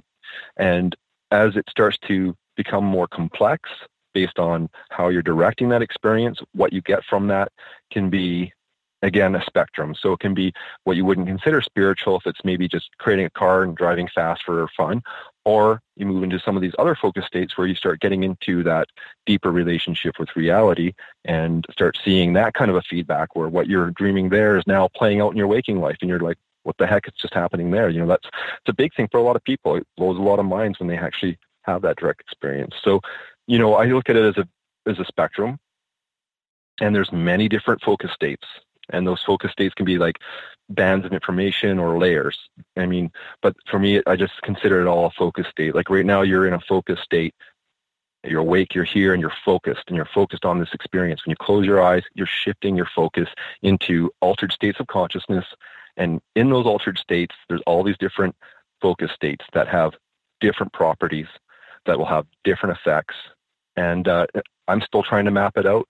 I could probably spend my whole lifetime trying to map it out. It's just astronomical. It is so huge because there's not just Earth. I mean, we get so fishbowled into this human-centric view of reality where, we're so special because we're humans. Yeah, the universe is much bigger than Earth, and there's far more evolved and constructed intelligences out there than just humans, and you're going to encounter some of that in that space. There's Robert E. Monroe called them inspects or intelligent species. And again, you'll know when you encounter it because it can be quite transformational. When you meet something that has higher intelligence or higher consciousness, but again, what's important to know is that you're also that higher consciousness, you're also that higher intelligence. And it's also you climbing up this system to come into your own knowing, your own knowledge of self, right? Because it all comes back to the self. When we really start to get in. I mean, we look at here, we have all these religions that talk about God. What is God? And God is this creator. Well, based on my perspective, there's no separation between creation and God. God is the self. It is like that point mirror, where we all basically come back to oneness. Yeah, a very deep mirror of mirrors. Yeah, exactly. So I look at my view as like, man, if we could just understand that we all came from oneness, and eventually I think we'll return to it. But in that process, here we are in deep experience. And, our whole life is about relationships. And, there's, like I said, there's just so much more to us than just our waking life. And we really have to break the immersion of what we're experiencing right now to have a different perspective. And for me, it's never been drugs. I don't use drugs. A lot of people say, have you done DMT? Nope, not interested. I had one drug experience. Because I've never done it either, but I thought about it. I mean, I'm not that. I've worked so hard to be able to be stable when I go to sleep at night. I'd had one drug experience and I didn't like it. And it was with magic mushrooms. And of course, I'm having these types of experiences and I'm talking about it with friends. And, you get the one or two odd friends who go, wow, man, I'm doing LSD and mushrooms and I'm having experiences. Maybe you should try it and see if it's the same, right? So, I did have one experience where I did some mushrooms and I hallucinated. Right. But the problem was, now, when I was approaching dreaming, in the beginning, dreams are very noisy, so I couldn't read. I'd open a book and the letters would be spinning around, and there was a lot of noise. So, if you get into some of my material in my books, I talk about memory, awareness, and perception, and cleaning up that noise, getting it where your dreams are as stable and solid as your waking life, where the detail and information is pristine. It's not like a hallucination. So when I was hallucinating, I was looking at a clock and I couldn't read the numbers because they were spinning. The carpet was doing weird things, and it was noisy, just like a noisy dream. And I was like, no, this is the opposite direction of what I wanted to go into, right? So it was like, no, that's not working for me. I've been trying to clean that up in the dream state. I don't want that to happen here. So hence why I've never been interested in pursuing entheogens, even though I'm very aware of all the literature. I don't think it's needed. I think you can just do it by being conscious during sleep, and you get far more literal and pristine information when there's no noise, right? It's that noise factor that gets in the way. Now, when you say noise, are you talking about chaos or literal noise? Because I've had a pretty crazy experience I want to ask you about. Sure. I mean, it's when the information that's coming through is distorted. That's the only way to describe it, just like an hallucination. When it's not clear, it's confusing, it's uncertain, it's wavering, it's not, your focus isn't in a state where you'd say, this is sharp, this is razor sharp. We're talking about where the information comes through very clear. And that's a tough one because there's a lot of noise. The unconscious mind's pretty wild, so it's tough to tame that beast. Yeah, not to mention if you're not careful, you're entering a realm where everybody else's unconscious is involved too sometimes, I think. And but when I say everybody else, then you're right. You got to think about, well, we're all kind of the same. It gets too paradoxical, perplexing to me sometimes, like Maimonides wrote a book about that, A Guide to the Perplexed. It was a book I read about when I was studying the Kabbalah, and it's a very good book, but it doesn't solve any perplexing equations. So when you talk about your experience is your reality, it is your deepest truth, I know no other thing but that to be true. Like right now, you and I are exchanging words and we're talking about ideas, and these are just vibrations that we agree upon that we use with our mouths and throats. But the only thing we really know is what we've experienced. That's the only truth that we can go upon that I feel is the most reliable thing, And that's a very important thing because everything, when you look at, we're only here for one lifetime. Well, not necessarily true, but we're here in this one lifetime. And this lifetime is it's a journey. We know it has a beginning and it has an end. So we only have so much time to dig at the big questions, right? What is reality? What is my relationship with? And everybody wants to know these answers. But the sad truth is that there's a lot of belief systems that aren't going to give you that. And I call it, when, I got into this talk with a person and they were all about, talking about God. And I go, well, if you're always seeking the external God, you'll never find it until you see that in the mirror reflecting back at you, in your friends, in the birds in the sky, in the mountain, the trees, and you see it in everything. You're not seeing God. Yeah. Because the God isn't this construct of something outside of us. It's something that is in all of us and all things. It is reality. It's the universe. It's the omniverse. It's and I don't like the word because I like to say it's quite simply the self. We're all like an awareness fractal. We're all nodes of reality looking at itself through each of us as a part of it, right? In this larger reality, in this larger relationship, everything's interconnected. Everything is part of something bigger. And we're all, this illusion of separation. We live in this world and we think we're isolated and alone because of the depths of the immersion, but we are a part of reality. We are reality looking through us. We we are reality right now. It's he's trying to get the term and the language for it, but it's very simple. The universe is looking through us. Don't make it disappointed that it created you. Right. Yeah, it does feel that way. I get, I take what you're saying, man, like very seriously. It's everything to me. And the whole reason why I got into the occult and magic to begin with and was looking at it, because it's when I learned that it wasn't about just manifesting stuff. It's almost like manifesting stuff was a byproduct of learning who you really were.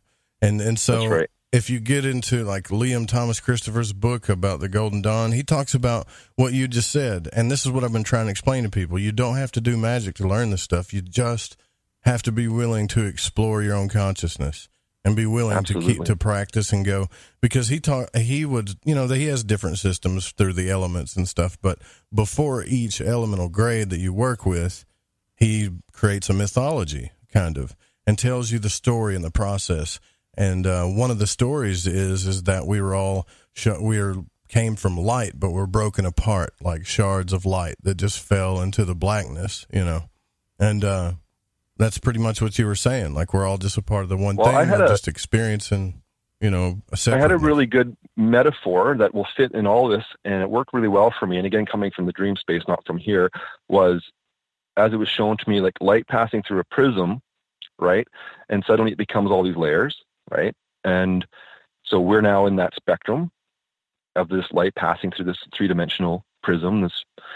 We're in 3-dimensional reality, but then it kind of goes on to showing it passing through the prism again and becoming what? Whole again. Right. So we're like fragmented parts of each other. We're in the fragmented mind, and we're trying to heal that fragmented mind. And to do that, it's going to take a lot of experiences. Yeah. And I think a lot of, coming into knowing this deeper relationship. And that's why I believe love's very important. Like we get into, what's the greatest power in the universe? Well, when money or, control. No. The only true power in this relationship-based reality is love. It's the only thing that's coming back through that prism into that oneness again. And if we're not ready, it keeps spitting us out. Every time you come there and you're not love, you get spit back out until you finally get there and you are that quality, right? And so that's another metaphor that I kind of seen is it's like we are so deeply interconnected that, this need, because our world right now is kind of demonstrating what a lack of love creates, right? So I do think if we can start getting into this understanding of, we're all part of the system, what we do to others, we're doing to ourselves, that there really is consequence in this as well, right? The world can change. We can become better beings. We can be the stewards of this world, not the destroyers of it, when we start to care and we start to have empathy and compassion and kindness and, get out of all the moors of superstition and all these belief systems that are enslaving us, right, and be free, be liberated, conscious entities here. I think all like belief systems, even religions or whatever, if you want, look, I wouldn't be here right now if it wasn't for the religion and the experiences I went through. But it was because I was willing to ask questions and explore things that got me here, and I don't feel like I'm better than anybody or that you're better than anybody, although I'm very impressed with your explorations, man. I'm kind of jealous, actually. But that's all on me. I could do that too if I really wanted to. Yeah, you can. You absolutely, and it's not hard to do. Another good example, because as you know, not everyone's so willing to dive into themselves. How scary is that? You're going to be conscious in your own dreams. So, but I have had friends that have taken an interest, and not very many. No matter how I try to sell it and pitch it, most people just don't care. Yeah, I know. Sorry, I'm not going to force somebody to have a lucid dream any more than I'm going to force them to go to the gym. It's like it's a choice. It's a willing choice. So, I did have this friend. He's in his 60s and he's loaded. He's got like properties in the Bahamas, and he's living the waking dream. He goes vacations like 2 weeks out of the month. Very nice. And but he took an interest in asking questions about lucid dreaming, and I quite simply said, well, yeah, you can be conscious and you're in that state, and you can have an experience as valid and real as you're having right now. And I said, for me, it's added 10 years of conscious experience that I would have lost to sleep. So I feel like it's added time to my life. I've gained a lot more by participating than not. And just on those reasons, so he started to kind of read my stuff and started to practice it. And then he started having lucid dreams. I don't see him often. And then one day, about 3 months later, I hook up with him. He goes, wow, because he started having lucid dreams, and he was blown away. He started having dreams come true, and he couldn't believe it. He just couldn't believe that he dreamt it and then saw it. And he's 60, so it doesn't matter what age. Just start participating, But then he said to me, he says, man, he goes, my only regret is that I didn't start this at 15. I didn't know. He says, because he felt that he could have spent his whole life doing what he's doing now and gaining these experiences. Because, it's better than wasting your money watching a movie or reading a book. It's direct experience with something bigger, a bigger part of yourself. And so he's definitely gives me a call once in a while when he has an amazing experience. And he even had this friend who's a skeptic, and, I get grilled by skeptics, and I just walked him through and said, look, you go to sleep at night. Everyone does, and you dream, and you dream. I go, it's up to you. Either you're going to be conscious in it or not. And he's thinking I'm trying to create some cult or religion. I'm like, you read my stuff. I'm totally against that kind of stuff. I said, no, they're your dreams. If you want to be conscious with them, you do the work, right? Well, he finally goes and has one of those dreams, and I meet him at a party with my friend's throwing. He comes up to me, and he's just blown away. I'm amazed. Every time someone has a lucid dream, their minds are blown. So he's like, I had one of those dreams, and he's trying to make sense of it. And I'm like, don't worry about making sense of it. Worry about doing it consistently. Learn as you go. You don't have to turn that first lucid dream into a big, huge conundrum of what does it mean and what are all these little details and get all excited about that. Consistency. Just keep doing it, and it'll just start to gradually help you come out of the immersion, and you'll start having a different perspective. And hopefully, some really amazing experiences in that process. Yeah, absolutely. And guys, I promise you, I'm going to get to your questions. I got a couple of text-ins here. Don's question first. We're going to take our break here. We're already halfway through the program. I don't know why everybody, I get this feeling sometimes, Ian, that people are like, Joe's going to talk about dreams again, right? And I'm sure you've had that feeling around your friends and stuff. But when you really get to exploring it, man, it is, to me, it's the topic. It's the one thing to talk about is consciousness exploration. And, I'm so excited about it. It's the inner frontier, man. That's it, right? It is. It's the inner space. It's the best one. And we'll be right back.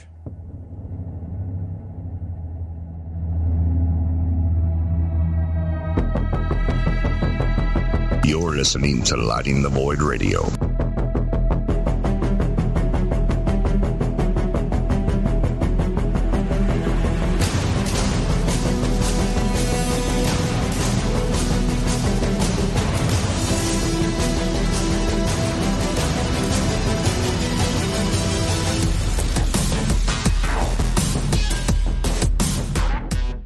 Hello, this is Vance Nesbitt. Take the time to expand your mind by listening to Lighting the Void with Joe Roop right here on The Fringe FM.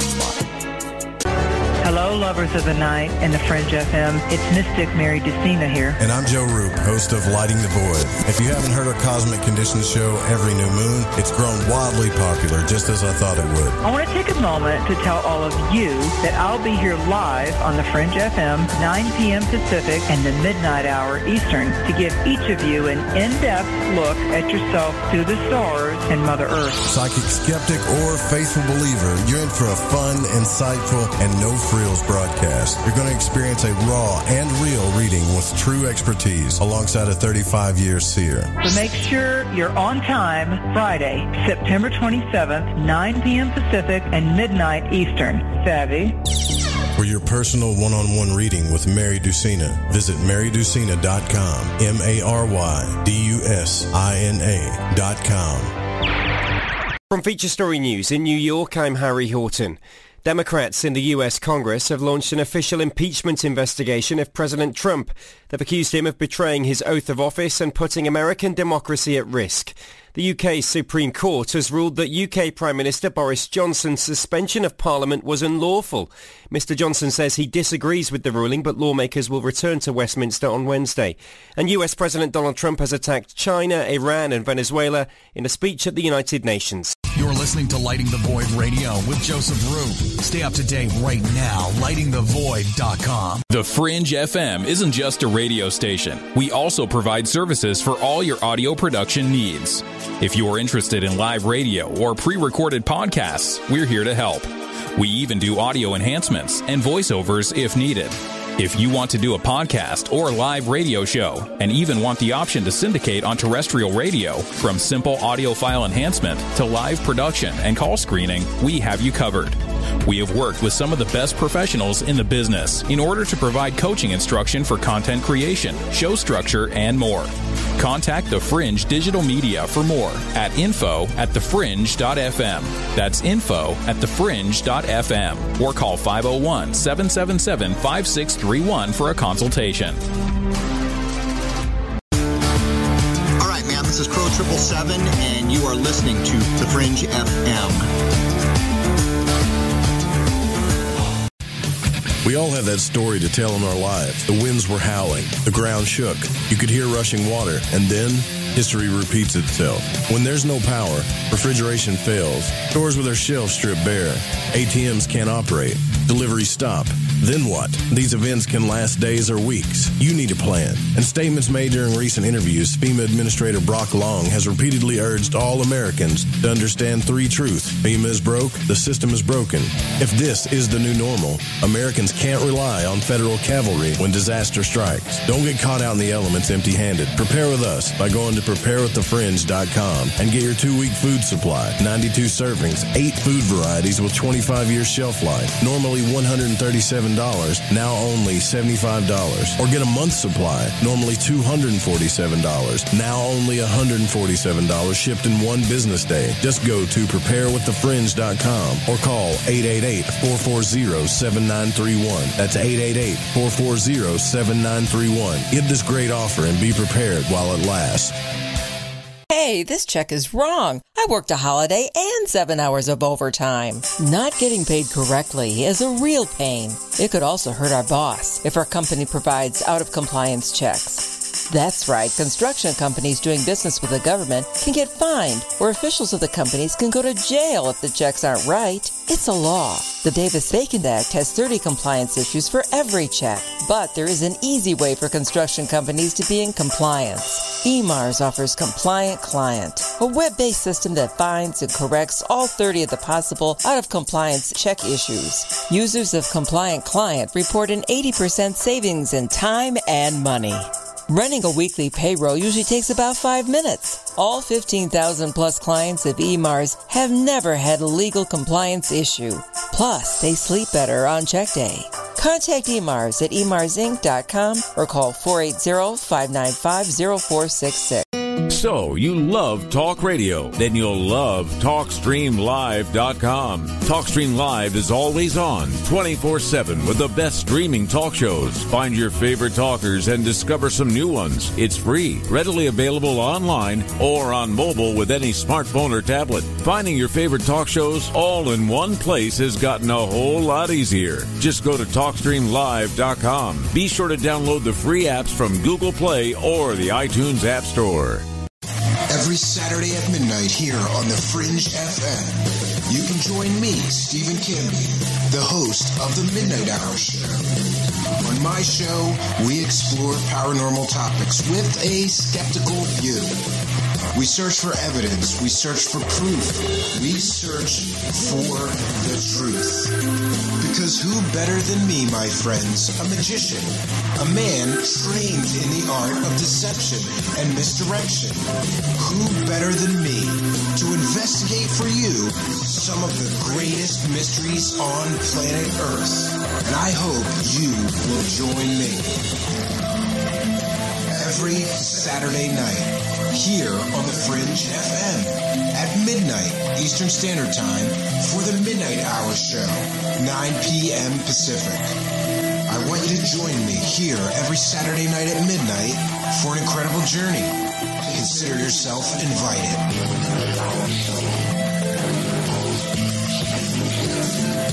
Brand new episodes of The Midnight Hour Show, available exclusively every Saturday night here on the Fringe FM. Consider yourself invited. Join us on Hi, this is Sammy. Join us in the Deep South as we're lighting the void with Joe Roop on the Fringe FM.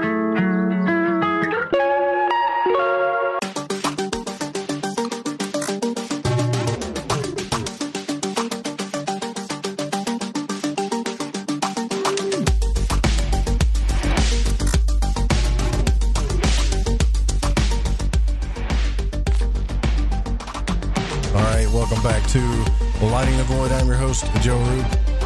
You got to love all this music. This is my favorite bumper music in the world by my man Chronox. And if you guys like this music, head over to Bandcamp, find Chronox, or go to chronoxofficial.com and grab his albums. Help the man out, because he's one of the, I don't know, I feel like if I have anything, I have an eye for unseen talent, and this guy is extremely talented, and if you can show him your support, that would be great too, as well as Ian. I think if you really like what Ian's doing, throw support. And I know I ask a lot about support on this show, but a lot of people that are doing these types of work need your support. So all I really wanted to say is if you enjoy something and you like it, do what I do and give back to it.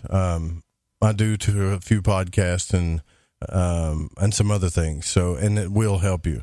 But tonight, we're here with Ian Wilson, and we're talking about consciousness exploration, really, but precognitive dreams, the dream world, lucid dreams, consciousness, the unconscious, and what we're really trying to accomplish here. And I wanted to ask a question that before I forget about it, because I feel bad. I've been really not asking. I've been missing a lot of questions in the chat. So Dawn is asking you, if you have a dream about someone, and she's not being specific, maybe good or bad, and it feels like a precog dream, should you tell them? You can casually tell a person a dream, and it's not a big deal, but don't ever say it's a precognitive dream, because you usually don't know until it happens. And the reason for that is because, and I mean, at least in my experiences, so I can't really speak for everybody because everyone's different, but in my experiences, I don't know a dream's precognitive until it happens. And the reason for that is because we dream so much in that 4 to 6 dreams at night that we have, and a lot of them aren't, right? So when you can have dreams that can feel like a precognitive dream, and the other thing we didn't get into is probability. Sometimes your precognitive dream can be a future probability, but there can be changes along the way, and I cover this in my Theory of Precognitive Dreams quite deeply, actually, where it fizzles out. You made a choice, or a choice was made along the way, and the system has to recalculate. It has to go, okay, that probability isn't going to happen now because of this choice. The same thing with that car accident that I avoided. The system had to recalculate, thankfully, because we wouldn't have this conversation right now. I'd be in a coffin, and that would be it, and no sharing of this information. And I guess when I really think about what I take to my grave, it's quite a lot. But anyways, that's for another That's discussion. Kind of scary too, Like what is, I mean, like if you see, I mean, I've seen it before, right? And here's the thing. Here's what freaks me out about that. Every time, I don't want to say every time, maybe it's just the ones that I know because it affected my emotions so much. But I have had dreams about people where negative things have happened to them. And I'll be damned if it didn't happen. And I feel like, why didn't I tell them? Why didn't I say, look, I had a dream about this. I was worried that they were thinking I was going to be crazy, or would it affect their life in a different way? I mean, this is what black magicians do anyways. They like to mess with people's subconscious by casting spells, using symbols, or they mess with people's energy. Like they'll take a pluck of your hair or a picture and really focus on you and try to mess you all up. And, that stuff's real. So if that, and I know it's real, I don't care what anybody says, I've experienced it, but if that's the case, then should I tell them? What's the cause and effect there?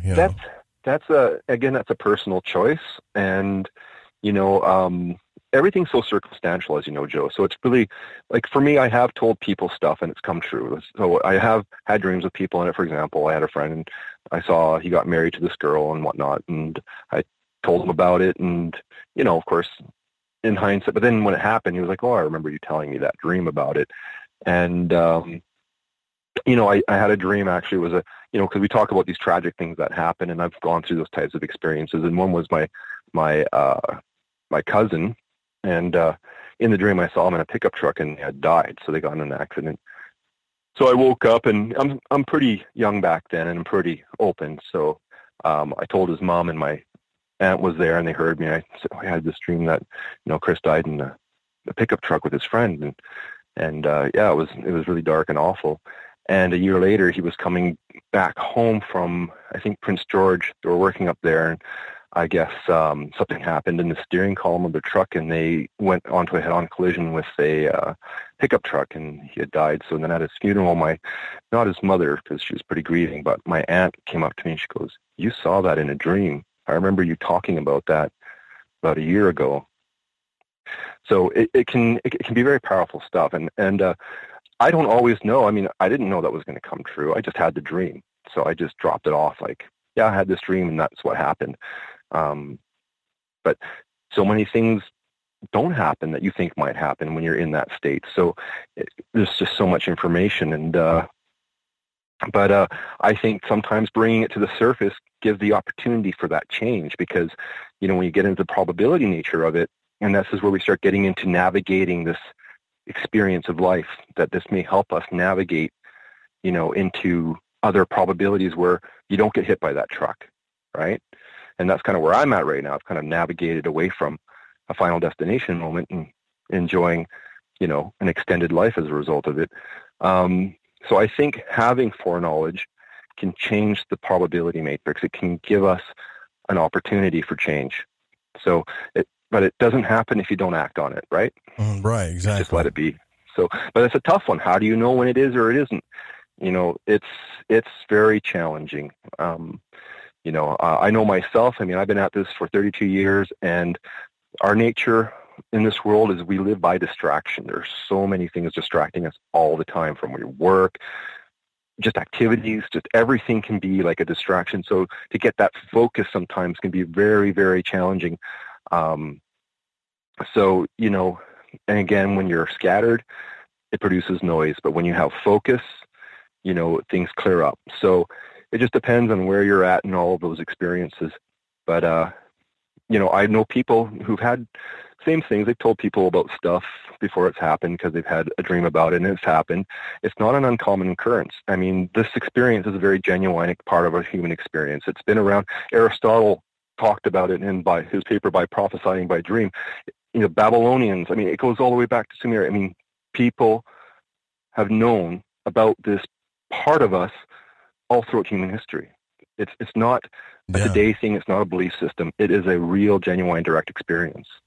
Yeah, Aristotle's book, Metaphysics, it blew me away to read something so old in philosophy. Like, we really think because people were around years and years and years and years ago that they're not as evolved as us. And I got to tell you, man, if you read some philosophy like you're talking about, like just the book, The Metaphysics by Aristotle alone will blow your mind. And it's real. What he's talking about is real. I had to read it a few times, actually.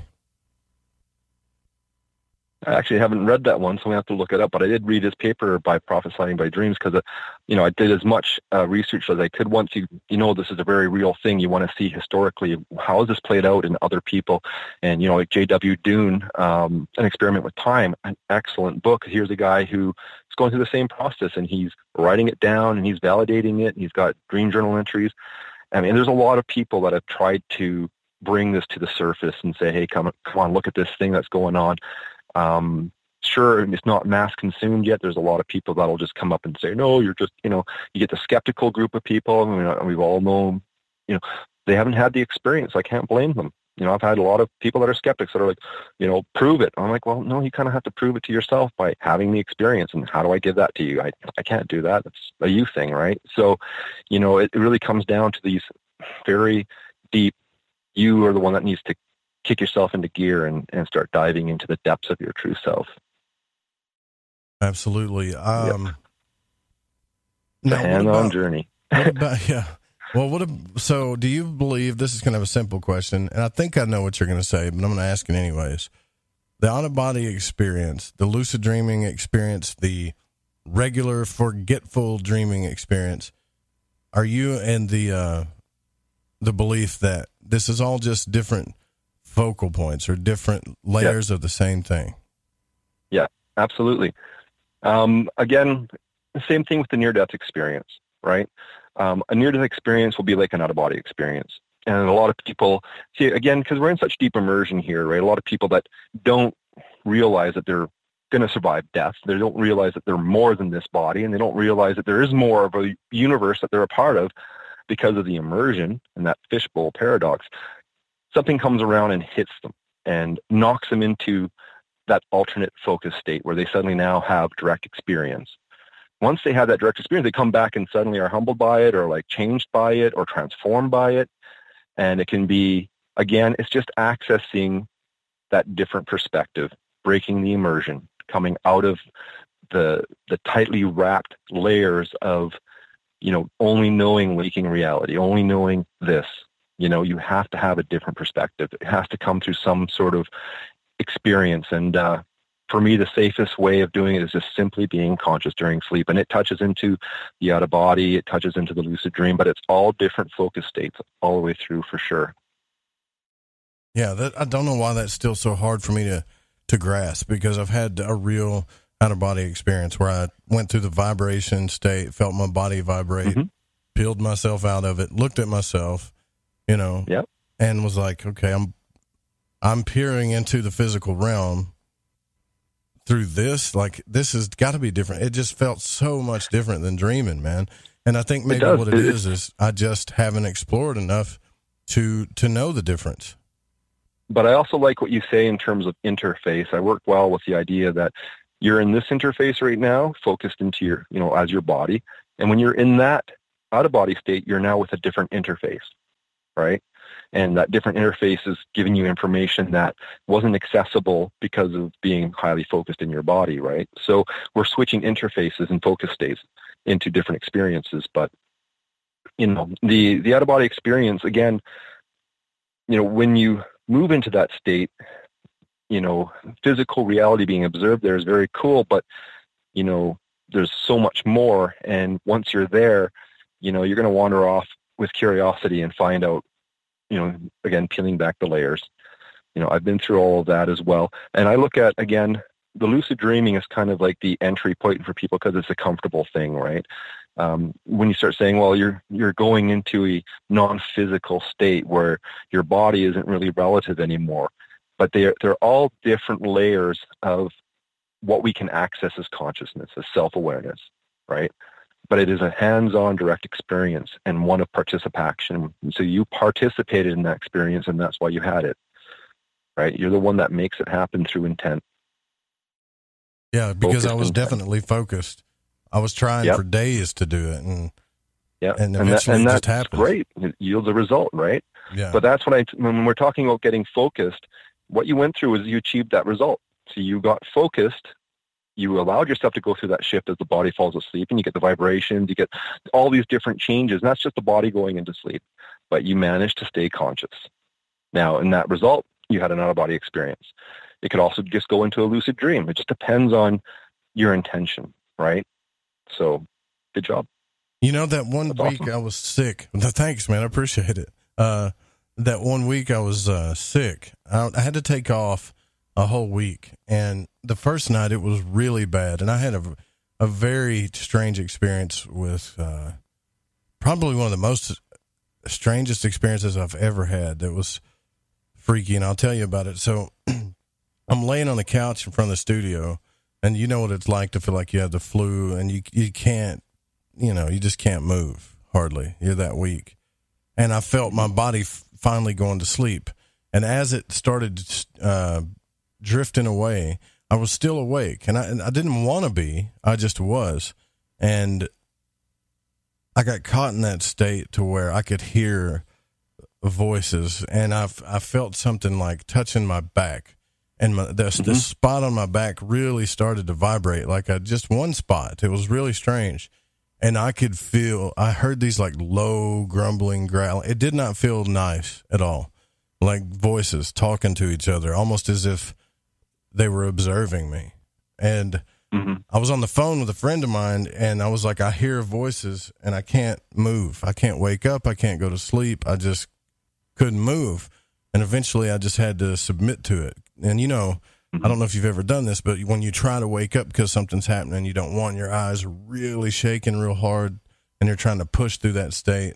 It was very scary, man. And I'm wondering, when we pass through that state, a lot of people have told me about lower realms, right? Lower vibratory realms, lower beings, and even astral travelers have told me that they see people that are in depressive states or abused or just in dark places, and it's just a very dark place. Mm-hmm. For sure. Is that? Yeah, that's definitely there. Yeah, absolutely. Yeah, you have no idea when you start getting into the centrifuge, all the different densities, or however we want to call it. But yeah, absolutely. Everything that you're seeing here on Earth is no different when you get into that space. I mean, all the same uncertainties and confusions that people have in their waking life, they take with them into that space for sure. And, but the thing is, like, for example, what you're going through, and that sounds a lot like sleeper's paralysis, right? And a lot of people have sleeping paralysis, but sleep paralysis is really kind of like a false awakening. What's actually happening is that your body's asleep, but your mind's awake. Right.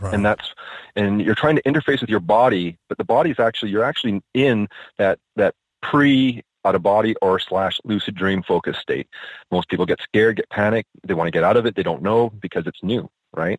And I've gone through a lot of, when you go through this kind of as a regular thing, the sleep paralysis just becomes like, oh, my body's now asleep and I'm now in this other focus state. And then you just move from that without fear, right? Because now it becomes this familiar territory. Right. So I've used sleeper paralysis, and it, in the beginning, like when I was young and started this, of course, I encountered all sorts of things that you read about, like the old hag, those kind of experiences in sleeper's paralysis, right? Yeah. An entity in your room or shadow people. Man, I saw shadow people like crazy. And, I had times I'd get out there and I'd be persecuted by beings that I didn't understand. But then I started to get a little bit more cocky with understanding the mechanics of that state. For example, with the shadow people, and they came up quite a bit in the very early stages for me until I shift my perspective and realized the only reason why I'm seeing them as shadows is because my focus was at a potentially different frequency. So I shifted it, and suddenly I could see what they were and I just discovered, hey, they're people that I knew. They were people observing me that I knew. And then when they saw that I could see them, it created a completely different reaction from that. But again, that's kind of an interesting play on those kind of things. Now, a lot of people experience shadow people. It's again, another phenomenon, right? And that's what's so interesting about these experiences is because, I'm just off on my little island having an experience in reality, but man, other people are having the same experiences. If they were subjective, then I should only be the person. I should say, hey, man, Joe, there's shadow people, right? And you're like, what's a shadow person? But I tell you, a lot of people will have those types of experiences. And that's that Jungian kind of collective unconscious there, that there's these archetypes that are shared. But again, that comes back to the interconnected nature of what we are. We're all sharing in this experience together as a unified field of consciousness. Each of us a node, a little awareness fractal in that unified field, having a subjective experience for now, in our individualized state, but still part of that whole. Now, I should have asked you this earlier in the show, but do you think that when we pass away, have you ran into those folks too, like others have told me about? Well, it's interesting because, we're talking about dreams, but I've had out-of-body experience as well. I think I've clocked over 4,000 in my lifetime. And they do bring you into things like what we would call the afterlife territories and that kind of stuff. I don't know for this show if I want to go too deep into it because it really kind of goes into a much deeper layer. But, I've gone and seen and observed, where people take their beliefs and they can kind of trap them in the afterlife, and they can sit in a focus state where they're expressing that fear or that same kind of stuff that they were worried about in their life. When you get into that space, it's a thought reactive feedback system, right? Let's just make it simple. What you're believing, what you're thinking will recursively feed back to you. So, whatever your belief system is, whatever your religion is, whatever your ideas are, you can get into that space and it will appear that way because you won't realize that you're creating it. You won't understand that your thoughts are organizing that feedback, right? And so that's a kind of an interesting thing, and it seems like we can kind of move into that, like there's this collective shared thing that goes on there. But yeah, I think, I look at those experiences, I try to help people out of certain hellish kind of experiences while in that state, and just help them unlock from that belief, right? So they can move past it, right? And because the thing about it is, like William Buhlman talked about in one of his books, where he talks just like you do. He says, man, everything that we do that you run into, you're going to run into so many different systems and belief systems and structures. And he ran into like a church where I don't know how he ended up there, but it was just a place that he would say, if you could picture heaven, this was it. It was a little town. It was a picture perfect town, and everybody was gathered in the church. And he said, I floated up there, and as soon as these people saw me, they just started freaking out on him. You could tell he wasn't welcome, is what he said, and they wanted him gone. And I'm thinking, man, is that how bad it is? Are we that densified into our beliefs that that consciousness is making us? Are we making ourselves go? See, that's what I wonder. Like, we're trapping our own selves, basically. Yep. You got it. That's I mean, I've put it out on my Twitter where I said, beliefs are the prison of the mind. You really got to be careful with what you put inside your head as a belief system. And people don't realize the power of thought. They don't even give it a fleeting glance at what you're taking on here is going to have such ramifications in that other state, because people don't understand recursive feedback and how thought feeds back when you're in that focused state. And until you kind of shed those beliefs, right? And the only way to shed them is to go through a process where you question and you start to get the answers through your own direct experiences, where you can move past a belief by now obtaining knowledge. And I mean, that's the whole journey here is to come out of these systems into a state of knowing, right? Because once you know, then it's not really that big of a deal. It won't really affect you because you just know better. I can move in and out of that focus state and nothing there will faze me. None of the drama, none of it has any power over me. Fantastic. There you go, folks. If you want to know how to get your power, that's it right there. Ian Wilson is our guest tonight. We're moving into the last part of the program. We'll be right back.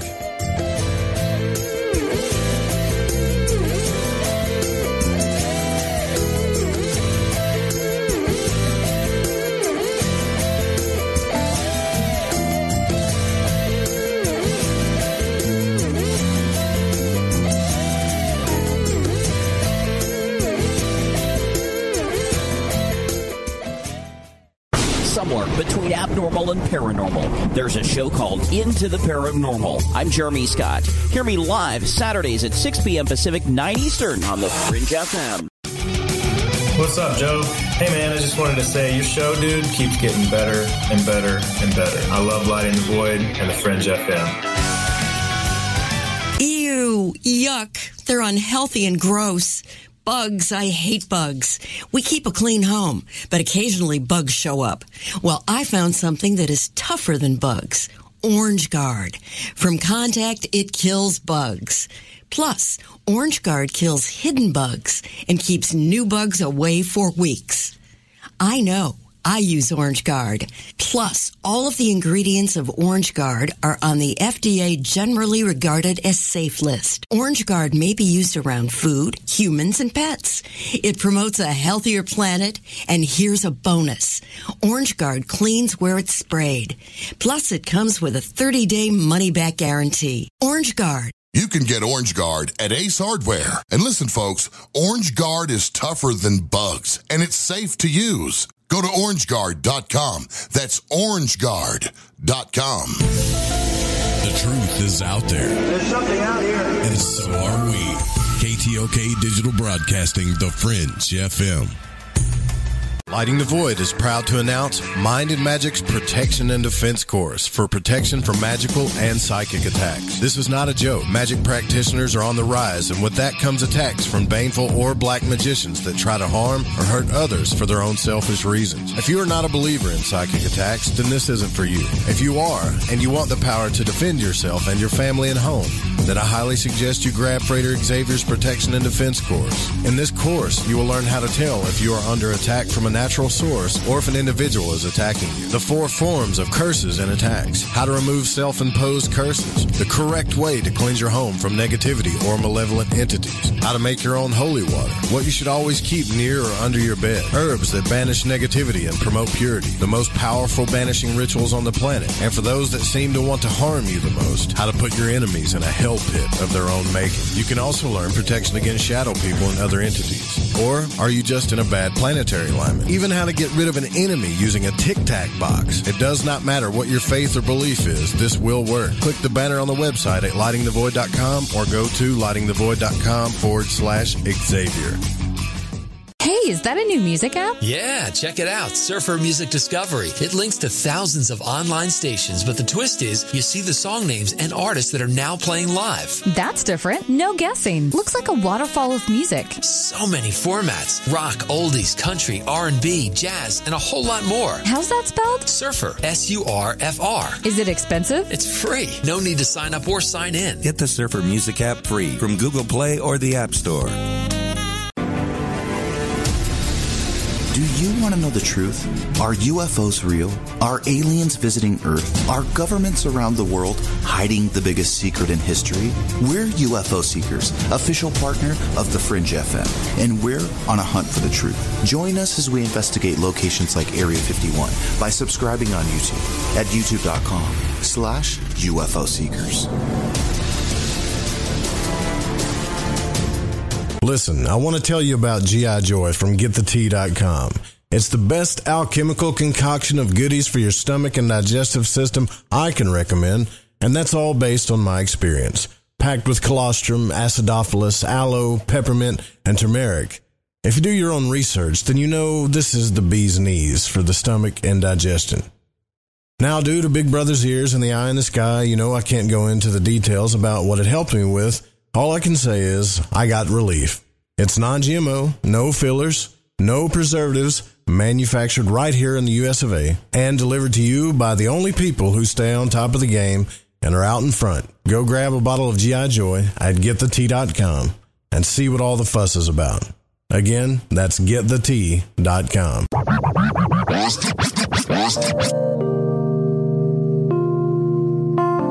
This is Elle. I listen to Lighting the Void because it's interactive radio with good content, interesting guests, and a humble host, sharing his journey through the esoteric. Hey, Joe Roop. Thanks for having us along for the ride. Thank you so much for a delightful evening. Well, I got a lot of ground to cover.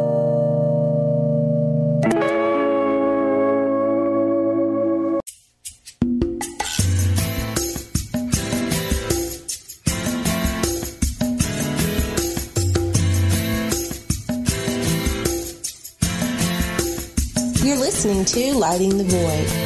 The call-in number is 1-800-588-0335. If you would like to text, you can text in at 501-777-5631. You're listening.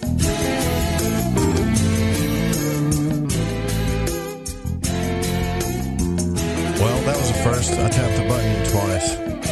I'm allowed to make a mistake, right? And that's my idea. That's what I wanted to ask you about, Ian, is, we're talking about symbols and everything when it comes to the dream world and talking about consciousness and exploring the self and being willing to do it.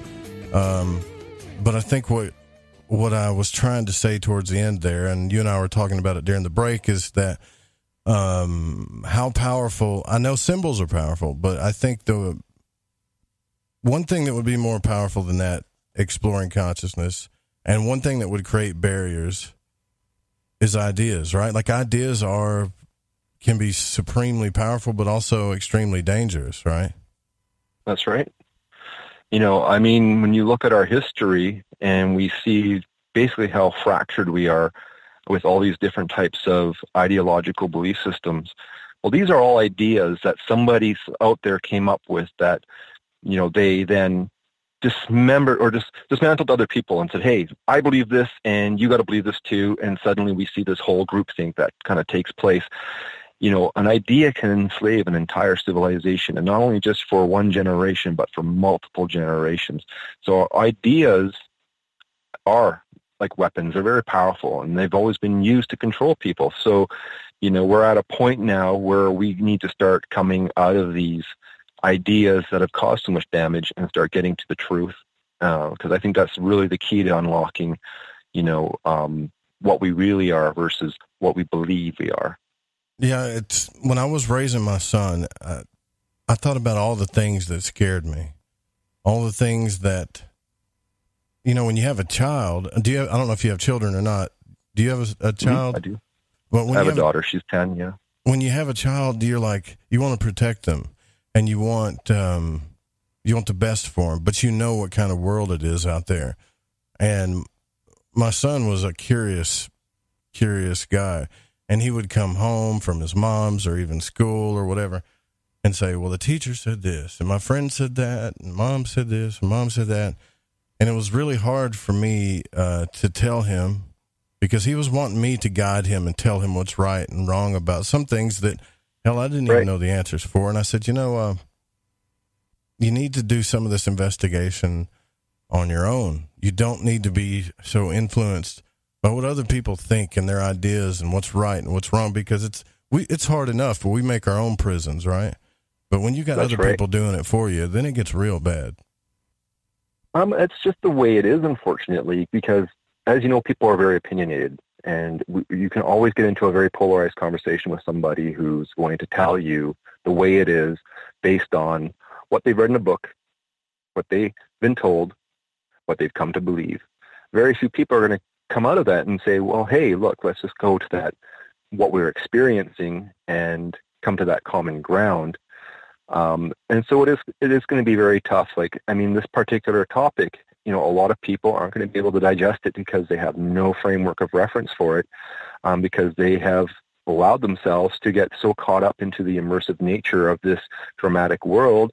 And you've got to be so careful with what you put inside your head and who you let inside your head, because these ideas, these beliefs, they do form prisons of the mind. And they're very powerful because they can take you right to the grave and give you nothing in return. Yeah, and it's very hard, too, nowadays, because we got the cell phone. We got the internet. We don't just sit back. I know some people do. They still will read a book.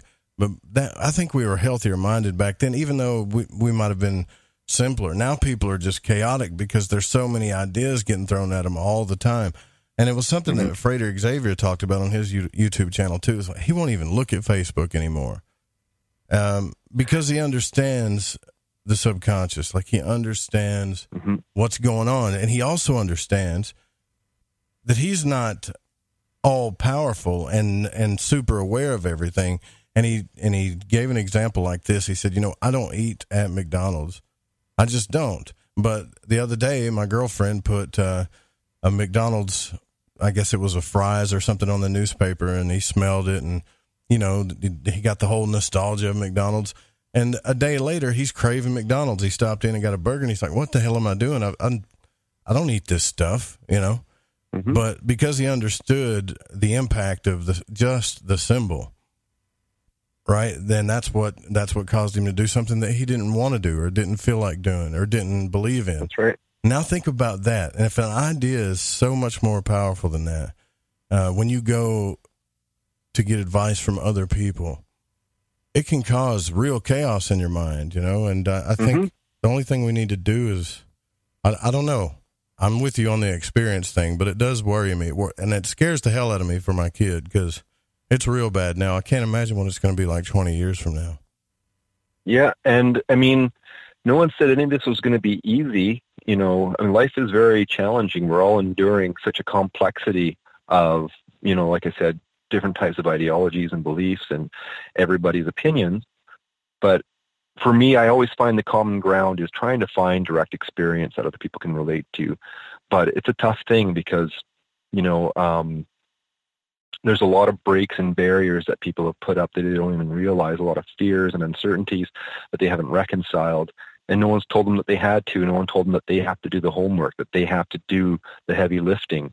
And they're waiting for somebody else to kind of give them that little gold nugget, not realizing that it's already inside of them. They're the ones that have to learn to look within and go through a process of self-edification, which means you come into your own knowing and you start discovering the truth because, you're letting go all of these ideas. You're not letting them influence you.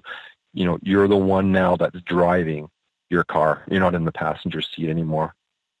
And it's the same thing with beliefs. I mean, despite all these amazingly wonderful experiences I have, I'm a very skeptical person. I wouldn't be able to talk about these if I didn't have the experiences. Had I not had them, trust me, I would probably just be a person, the type of person that I am, hardcore skeptic. I wouldn't believe in anything because, I've always been pretty shut down on that kind of stuff. But when you have experiences that give you a higher insight, and it's not coming from a book or other people, but it's coming from a direct interface with reality, it's a far more powerful teacher. And you start to listen. You start to go, okay, there's something bigger here that I need to listen to. But it's because you're a part of it and you're allowing yourself to work with, again, I call it the true self or your true self, who you really are. And that's starting to break through the mold and starting to break down those barriers. I mean, I've even allowed that understanding of that to, I think, imprison me in a certain way, because in my past experiences, right, and I would say like with relationships and stuff, if my girlfriend or my wife was watching, I don't know, Dr. Phil or Oprah or something, all of a sudden, I'm that guy every day. Yeah, you're this and you're that. I'm like, why are you letting this crap influence you? Like, I'm not that. What about when I've we been did through this? That too. Right? You don't remember when I wasn't that way. Like, all of a sudden they got this idea in their head and now they've painted you like a straw man. Yep. Because somebody sounds real confident about their ideas on the television. That's right. And I've been through that before, and it's crazy. It's like, I had a girlfriend that would watch Oprah, and every time I would become that guy that they were talking about, and she would ask me, I'm like, where the heck is this coming from? And it was Oprah. And it just goes to show you, people let in so many influences here, and they're not necessarily healthy, and they're not necessarily good. And that's why you do have to be very careful with, what you let inside your head. I mean, I think that's a very good golden rule. It's like, you do have to be skeptical. You do have to be a critical thinker, and you do have to demand answers through these direct experiences. And it does have to come through you. It's the only way you're going to know is having a direct experience. Yeah, it's healthy, right? Because it is. Speaking of Oprah, she, she promoted that John of God guy in Brazil, right? Like, he's a healer. Look at this guy, this and that. And everybody, and helped this guy. I mean, if Oprah even puts her finger on you, kind of like Rogan, you're going to get famous, right? And it helped this guy. And now he became this huge healer. And we talked about it on the show, right?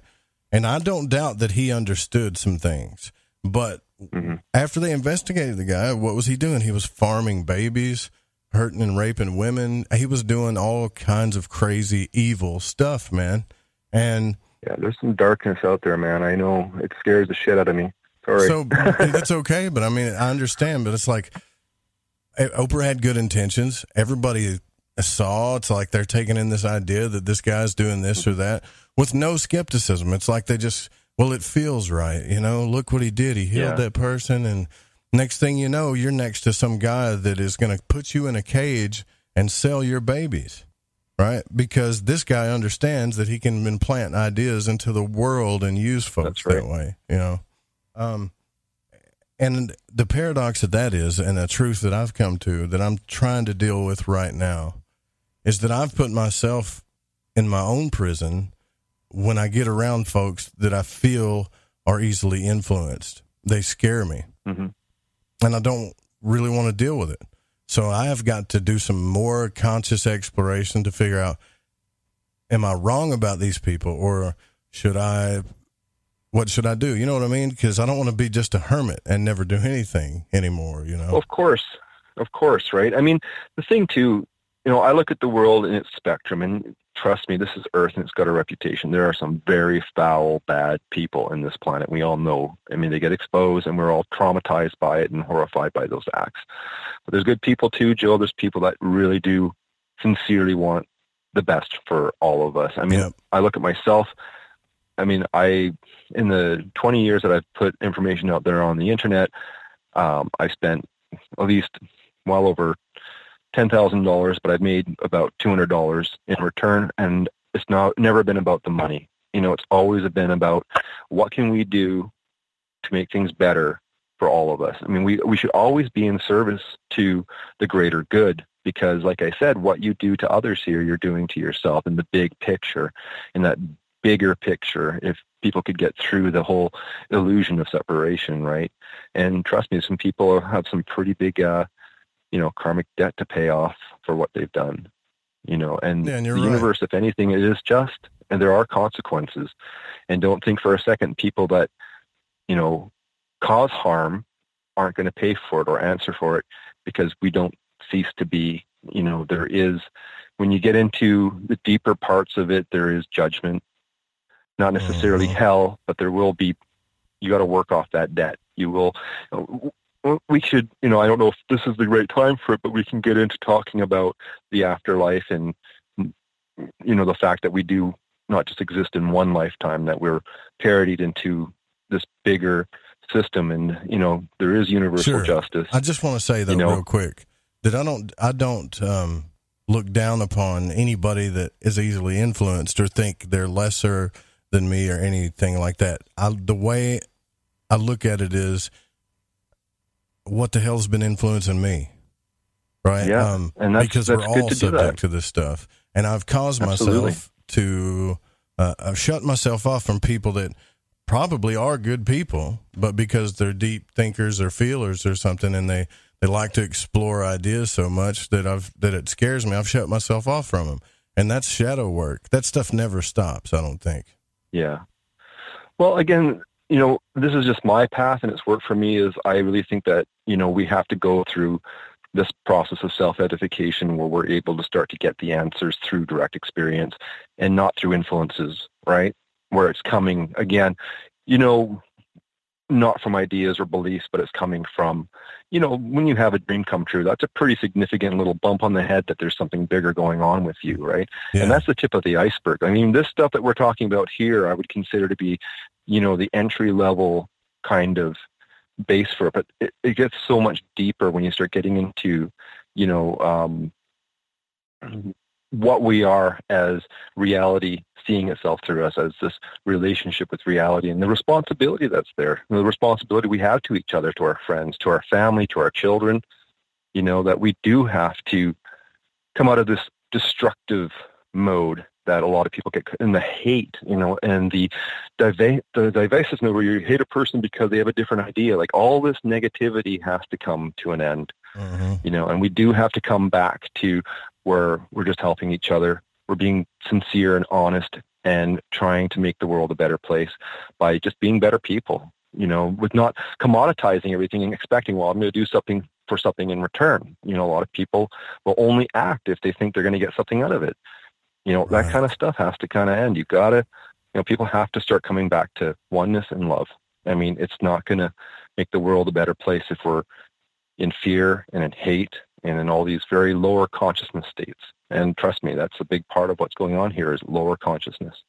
Now, the funny thing about that is I just had Thomas Sheridan on the program, and, he talks about doing shadow work and coming into the self, and, his whole idea is that we're taught a lot of love and light. He calls it love, light, rainbow syndrome type of thing, where we don't deal. And I think what he was trying to say is, if you're hurt and you're in pain, or you're trying to figure these things out, or exploring your shadow side, just throwing love and light at everybody isn't going to solve the problem. You have to dig deep. And it's kind of funny that you're here, because I believe through the kind of work that you're doing, you're gonna run into that stuff whether you like it or not, I've gone through a lot. I mean, we're here, and the same problems that affect other people obviously affect me too. I mean, I'm not separate from. Right. I don't sit on some little golden island somewhere where I put myself on a pedestal or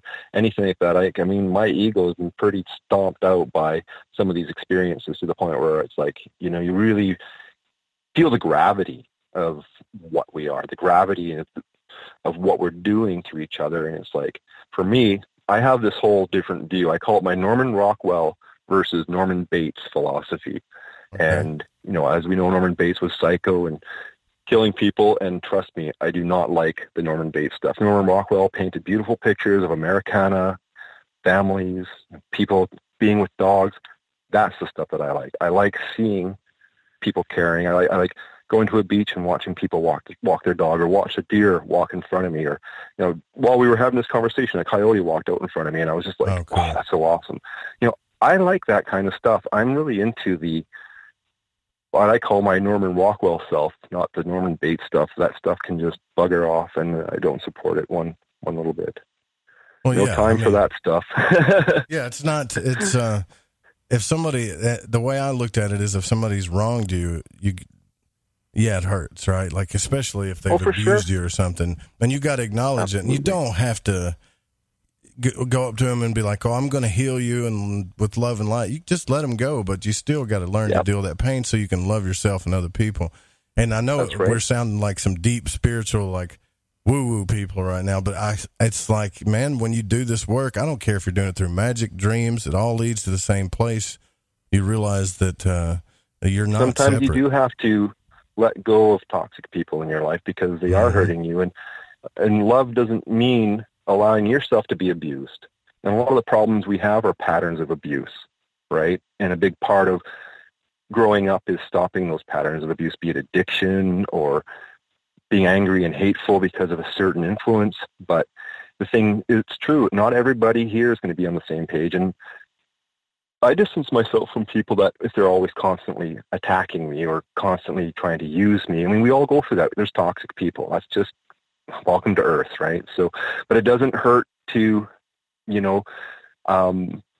navigating yourself to be around people that are supportive and caring and loving. And not everybody's going to be really deep into wanting to jive into higher consciousness because they don't even come to think about, hey, is that something that I'm a part of? There's these different layers, right? And so we can kind of break a hierarchy of where we're at when we're a lower consciousness and where we're at when we're a higher consciousness, if we're going to give it words. And I think all of us want to strive towards higher consciousness. Yeah, but that higher consciousness has a quality of being, and that quality of being is, it does come into that, not the rainbow airy fairy stuff, but genuine love, like, how you would love your child and want that child to have the best. But you don't just stop there, you extend it to everybody. It's like, why can't we all have the best, right? It's not about me anymore, it's about us.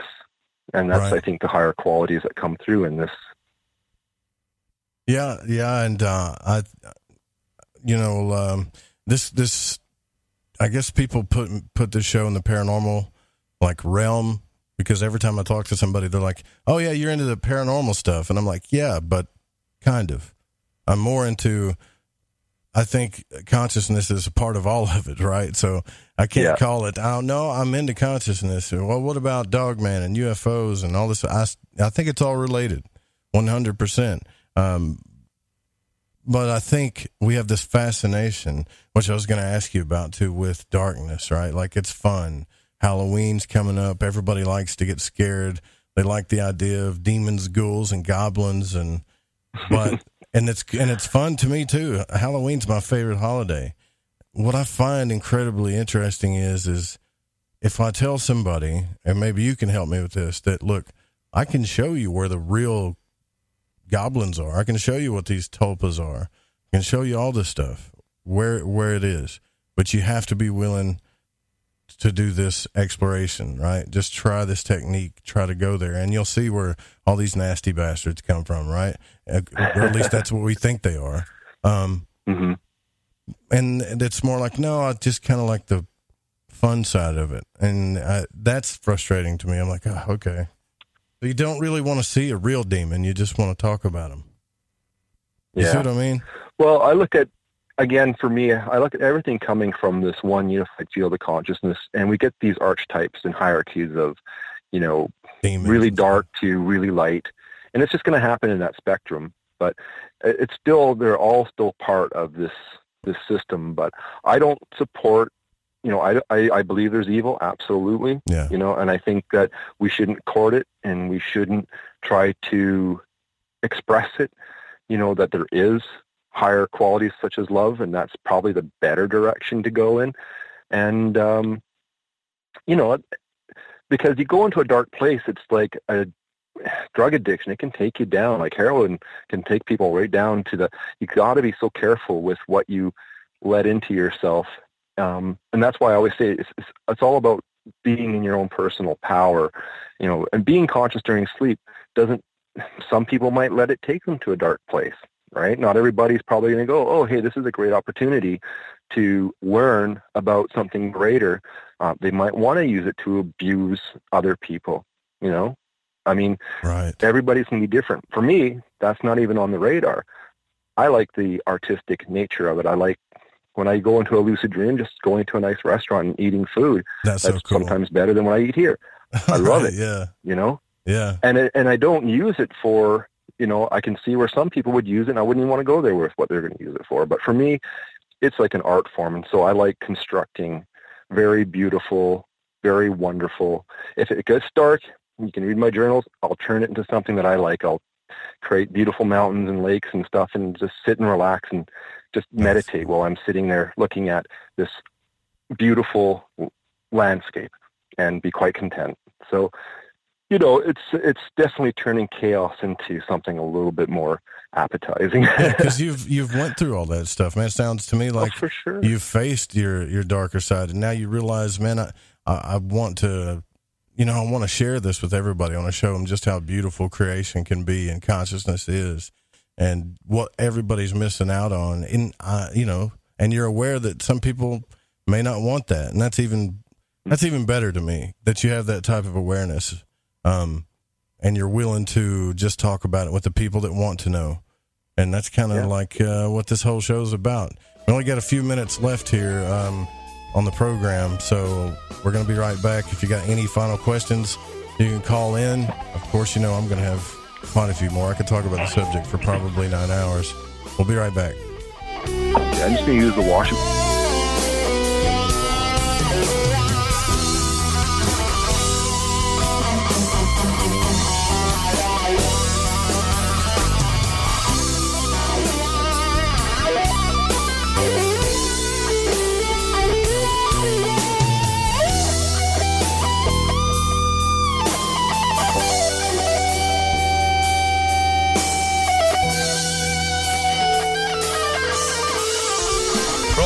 Chinas. I know it's an ad break, but before you lot shoot off and make yourself a cup of Rosie Lee or whatever else it is you're going to sling down your Gregory Peck, you need to listen to me babble. If, like me, you found your way to Light in the Void via a downloadable podcast, you might want to take a butcher's at the Fringe FM Wind and Kite. You won't Adam and Eve how many other shows there are or what they rabbit on about. Ancient history, conspiracy, the consciousness, the esoteric, the occult, metaphysics, parapolitical, ufology, technology and spirituality, to name but a few. They got featured hosts like Ryan Gable, Jeremy Scott, Alex Exum, Tim Doyle, Cortana and Gigi, Susanna Ross, the Reverend John Polk, Michael Deacon and J.D. Lewis. You might find yourself listening to the thoughts and theories of the author of The Fish you just finished reading. Or you could pick up the dog and bone, call in and tell everyone your own beliefs or experiences. So do me a favour, before you put on the Ansel or crack open a bottle of vino or roll a joint, go to the Fringe FM and see what you're missing.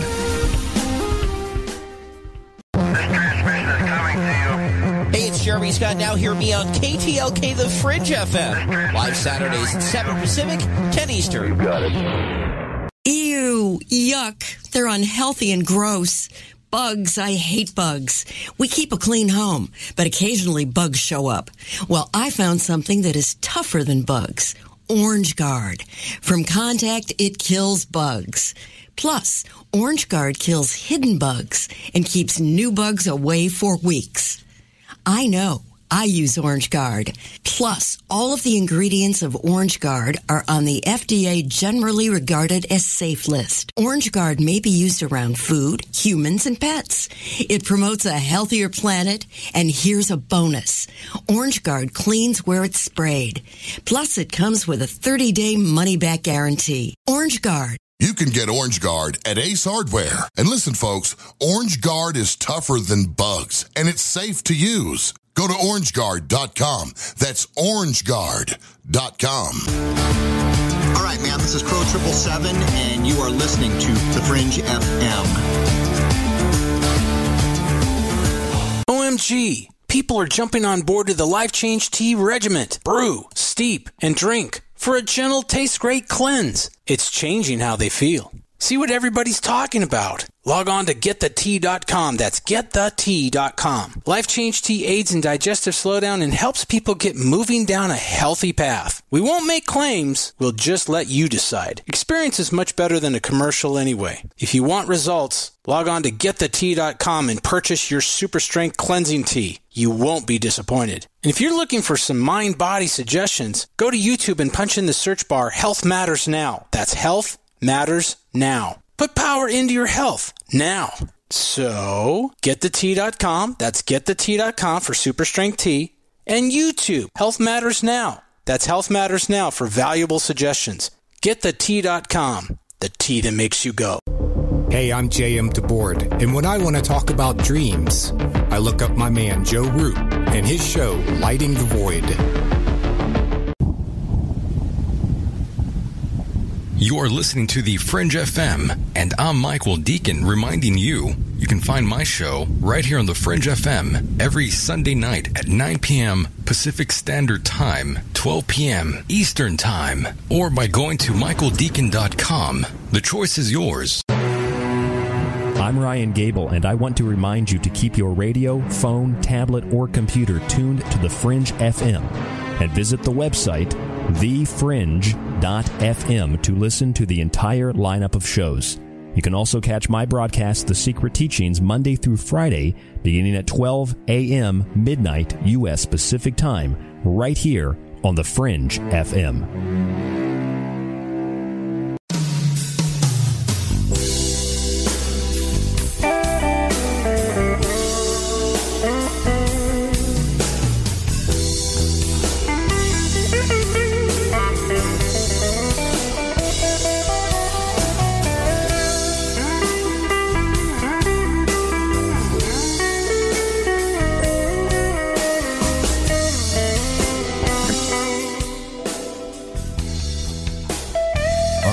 Welcome back to Lighting the Void.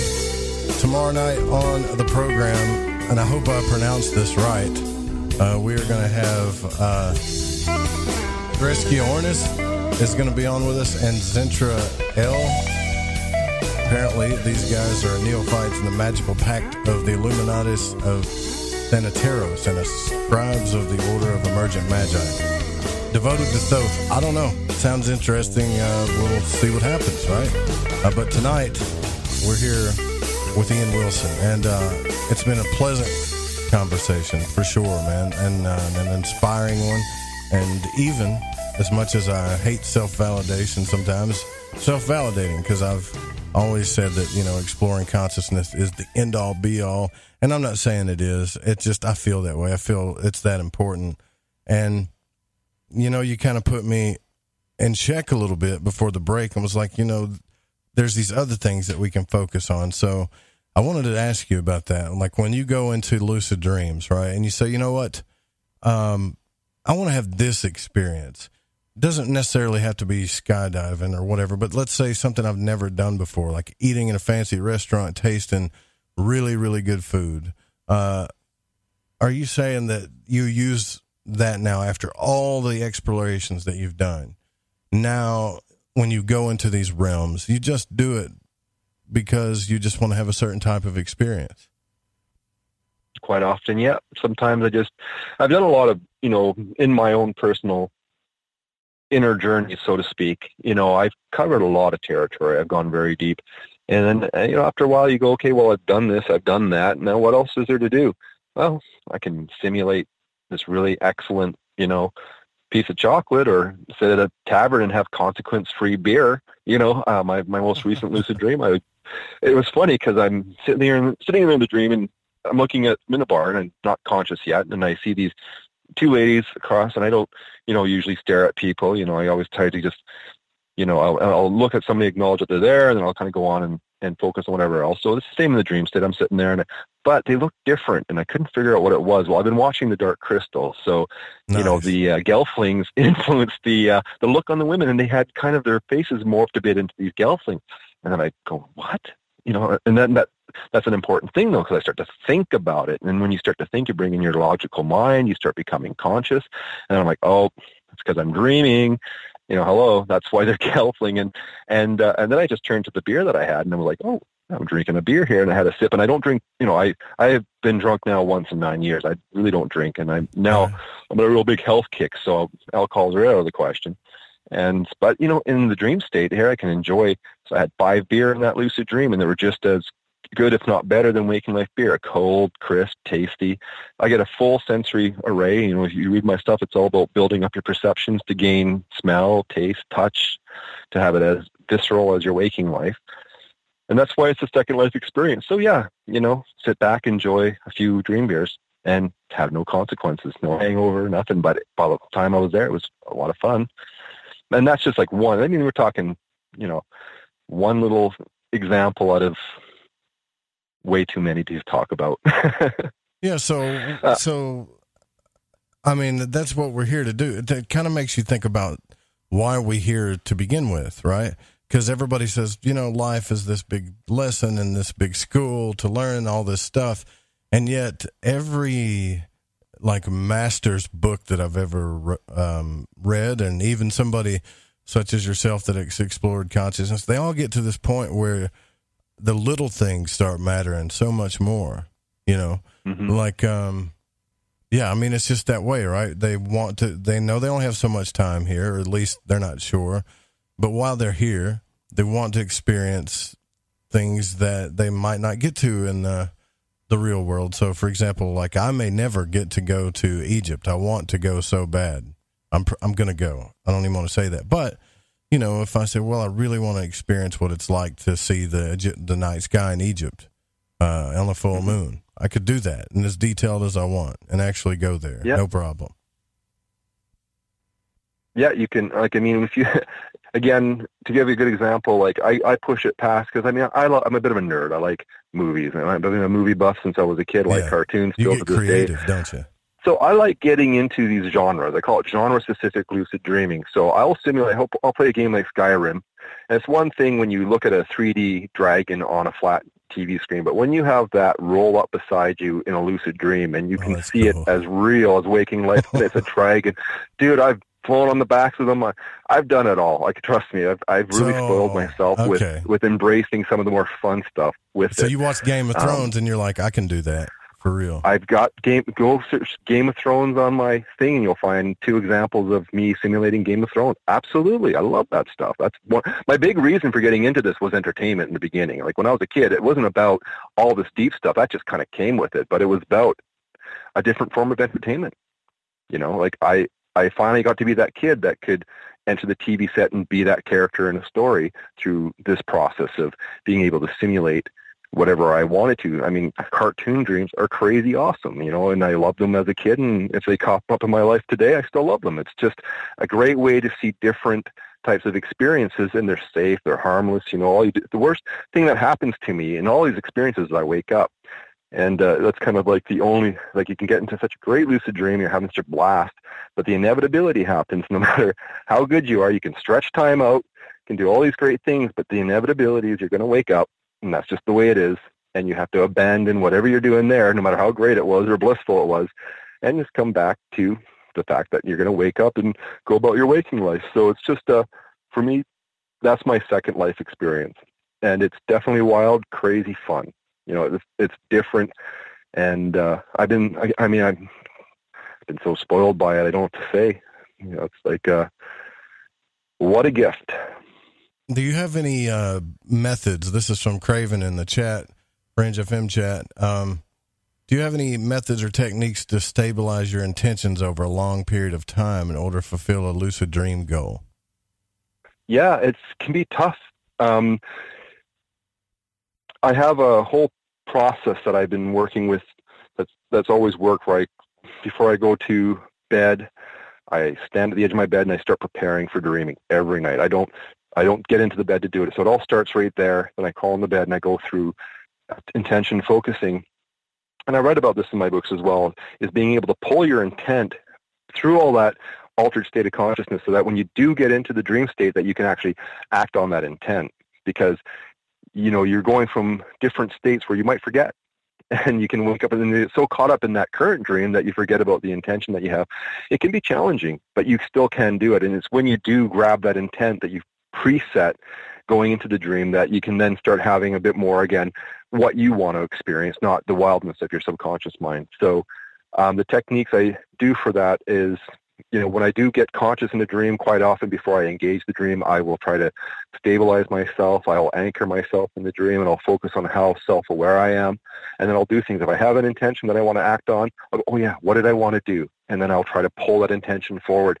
There's a lot of attention focusing. It's a definite process, but you can pull that intent forward.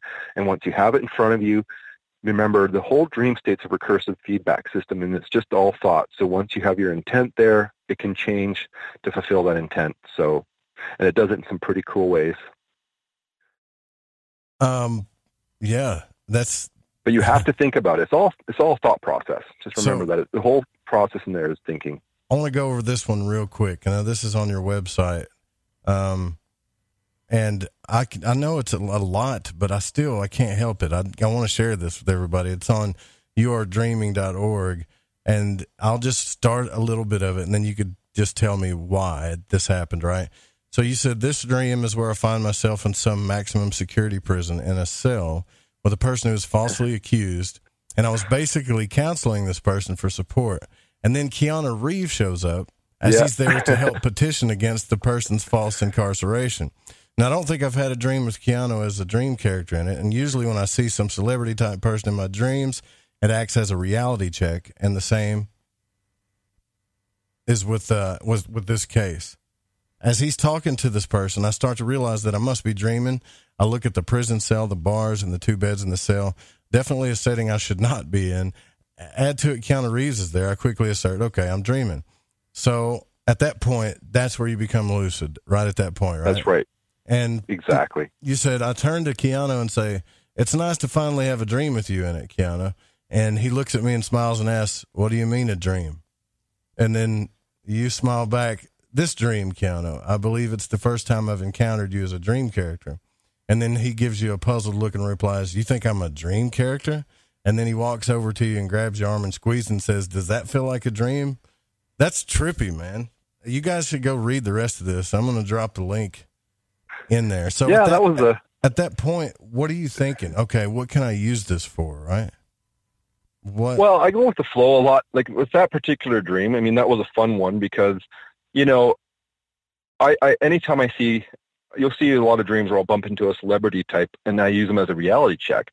I had one actually I didn't write it down. I don't get a chance to write every single one of my dreams down, unfortunately, because of my career and stuff like that. So when I do get some time and it's a good one, I'll write it out. But with that particular dream, yeah, I mean, I'm sitting there in a prison. I'm not conscious yet. In walks Keanu Reeves, and I'm like, but the thing is, now I've trained myself to identify patterns that I know I shouldn't, that don't fit my waking life, and immediately starts to trigger that thought process, which leads to lucidity, right? So, that reality check is usually because now I've gone and fallen asleep and I haven't gone right into the dream state consciously. So I'm using the mild technique or mnemonic-induced lucid dreaming, right? So, when he walked in there, it just stirred my logical mind, and my rational mind starts going, wait a second, this isn't Kansas anymore. And the only explanation is the same thing with the Gelfling books. You find these cues and then you go, that's a dream. So you get that validation instantly. And I had a fun role play where I basically, as you can read in there, we talk some pretty deep, heavy shit, Matrix style stuff, and, I end up walking out of the prison with the guy, going to his truck and carrying on the conversation until he finally, out of there. But it's all just fun. I mean, that was a fun dream. I enjoyed it. And I do, when I'm in those states. Food. How was it? It was crap. Really? So, man, see, isn't that crazy? If you can taste it, feel it, have the conversation, then to me, I know this is kind of deep, but it's no less real than what we're doing right now. The experience is real. Whether the content or anything, the experience is definitely real, for sure.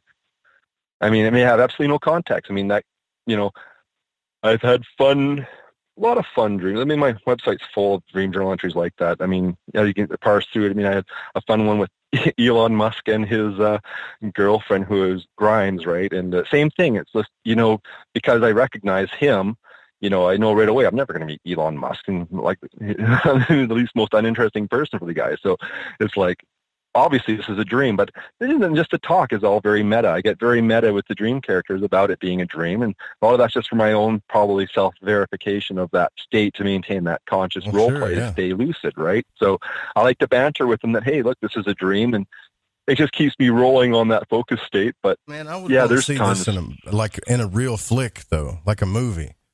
That would be cool. I mean, this whole scene is really cool. And you have more dreams like this on your website or that you posted out? Oh, yeah, of course. It all goes way back on that website to 2010, and I have stuff that goes all the way back to FidoNet on the internet elsewhere. I mean, I've trickled dreams out onto the internet for 20 years. Yep. You're not used to, a long time. You're not used to late night radio either, are you? Welcome to the late night, brother. Well, usually right now I'd be in bed lucid dreaming, so I'm staying up late. I think you were in bed when I called you. Actually, you stay in that dream world, don't you?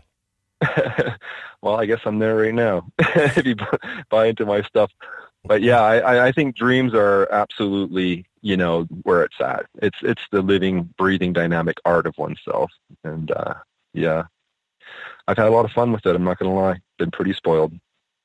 I wonder what you could tell us while we have a few minutes left here for anybody that's really saying, if you're telling me I can explore anything and have any experience I want to know, like, immediately, what's just some quick advice you could tell me to do this, to get better at it? I know there's tons and tons of methods and books. Oh, yeah. But what would be the one thing you would say that keeps everybody from experiencing this? Leave everything at the door when you close your eyes. Don't bring in your beliefs. Don't bring in your expectations. Allow yourself to have an experience and tell yourself what that experience is that you want to have. Allow yourself to experience what it's like to meet Keanu Reeves, if that's your intention, or fly, or go to the moon. Just let yourself have those experiences. Participate in the already ongoing process of dreaming. You're doing it unconsciously every time you sleep. The only difference is now you're participating consciously. You're flicking a switch, making a choice, saying, okay, enough with this. I wouldn't want to drive my car unconsciously, so why would I want to drive my dreams unconsciously? And when you get into that wild state, you can see when I do become conscious how I change it all. So it can be, like a lucid, I think I have one, and there's a really good example of, how a lucid dream saved me from a pretty dark dream. I was in a very dark place, and, some guy had me enslaved, and it was because I started to become lucid that I changed what could have been a really nasty dream into something that I was now in control of and didn't have to be fazed by it, right? So it does give you power to not be affected by that wild state. And there is that wild state. And I think that's where a lot of people get their fears, because they don't know how to assert their own free will in that focus state. But once you do, it's just a playground, the playground of the gods, metaphorically. I got a text message in here that I can't quite read the whole thing, but it says, so you're telling me if I wanted to have, say, quote, a prison scene with Megan Fox, I can make that possible? Yeah, that's what you want. That's what you want, yeah. I didn't read the rest of it, but yeah. Yeah, I mean, that's crazy. When I was a young guy, I definitely kind of did some stuff like that. But as I got older, when you go through a lot of these different types of simulations, your tastes change, and you start getting into, like, for me, when I was a teenager or a young adult, you're very visceral. So, I had supermodels. What can I say? I went through that. People always talk about that. Can you go in a lucid dream and have sex? Well, yeah, you can. Sure, if that's what you want. You can, and it can be as real as your weekend life. Sure. Yeah, Preston talked about that too. But the truth is yeah, you do that for a while if that's your thing. But for me, I'm 47. I've got a kid, and I've been single now for 9 years. I've been not interested in relationships or any of that kind of stuff. I'm just really into the art of dreaming now. Just having just the most coolest, funnest, surprise me when I go to sleep kind of experiences now. Yeah, it's like a beer with no consequences, right? Cold beer, exactly, no consequences. Right? That works. I love it. I'm trying to think. That's how I roll. I'm trying to think so eventually you start getting creative, right? That's what I would do too. Like I would like to eat whatever I want and still look awesome, Like I want to be a supermodel and eat whatever I want. I've had dream food. I'm telling you, Joe, better than there's experiences that come from the dream state that I call BTL or better than life. And I had this sugar glazed donut in a dream of all things, and it was the taste, the texture, the softness. It was so amazing. I have never found a sugar glazed donut in waking life that matched the quality of that one. And I've had it with chocolates, and there's dreams you'll see me binge on. I'm in a Safeway, and suddenly I'll see all the different desserts and stuff there, and I know I'm dreaming. I'm like, screw it. I dive in, and I just gorge myself on everything. But they all taste real, and they're all wonderful, right? So, and it's like, why not stuff your face full of chocolate and stuff? I don't want to do that here because I'll get fat. But there, I can spoil myself rotten with an experience that we're craving here, but doing it there and not having any consequence. And it's just, for me, that's my win-win with it. It's like, I can do whatever I want, but here I am eating chocolate, It's those simple things. Yeah. I get it, man. I mean, why would you care about the monetary system or being rich or anything when you can have whatever experience you want, right? So there's a lot of power to that. I know it sounds like a lot of fun, but I think there's a lot of power to that, because if you experience something and people say, I want to do this, well, I've done it, but you don't really have to go tell them in detail, and you can have whatever life you want. It's pretty incredible, actually. Yeah, that's why I say it's a second life experience. And I mean, I feel kind of, I work so much, like I'm a software engineer, and I've honestly, the reason why my website isn't totally full of every dream I've ever had is because some days I work 16-hour days. I get up at 5 a.m, drive to work. My commute right now is 3 hours, combined, right? An hour and a half there, an hour and a half back. And, I usually put in 10 hours there, if not longer. So it doesn't give me a lot of time to write a lot of these dreams. So I always try to write the fun ones down. So, don't go there expecting every single dream I have had is going to be written down. The reality is I could be writing a book half the time that I'm sleeping, because, I can stretch time too. I can go into a dream and experience 2 weeks of time, no problem.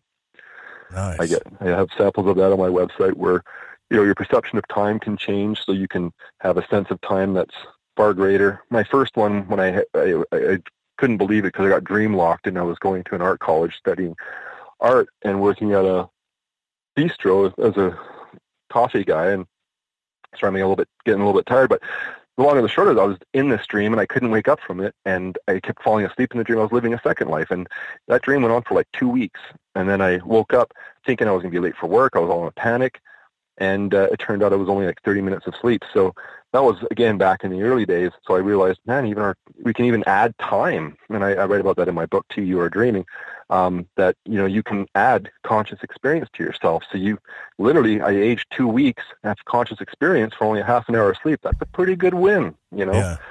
So I mean, there's so many gifts that it gives back. I can't even begin to describe it all. It's really that real. It's fantastic stuff. Yeah, well, we got to get out of here, Ian, but we'll have to do this again. This was a fantastic. Thank you for coming on, and if you don't mind, just plug away whatever you please, by all means. And I know you may not want to, but you spent this much time with us tonight, so by all means, tell everybody where they can find you, your social media, everything, please. Right, I'll just go to my website, youaredreaming.org. There should be a link to my YouTube channel. Go to my YouTube channel and watch Beyond the Simulation. That's a video that I put together that gets into some of this deep stuff, and there's lots of videos there that I just kind of thrown together haphazardly when I've had time. Don't expect production level quality, but I got my Twitter account is probably the most active, so find me on Twitter, and we can chat there. It's I do a little bit of that in the morning and in the evening before I go to sleep, so I I always try to do a few tweets out here and there. And that's about it. I don't spend too much time on Facebook because I just don't have the time. I don't have a lot of social stuff that I have time for, but, a little bit in the morning and a little bit in the evening. And then that's about the extent of what I can throw socially out there. But, everything kind of goes through yourdreaming.org. That's my website, and it has dream journal entries and links to all that kind of stuff. Cool. You guys go check it out. I'll definitely drop all the links there for you, too, for the podcast listeners. We got to roll out of here. Don't forget the show's produced by the Fringe FM. Don't copy without written permission. Music was by Chronox, guitar by Bundy. Big shout out to Don, Pacho, Eric Markham, Lady Ann, Dennis, all of y'all in the chat, and you folks that are texting in your crazy questions. We'll see you guys tomorrow night. Same time, same channel. The Secret Teachings with Ryan Gable is coming up next. Good night.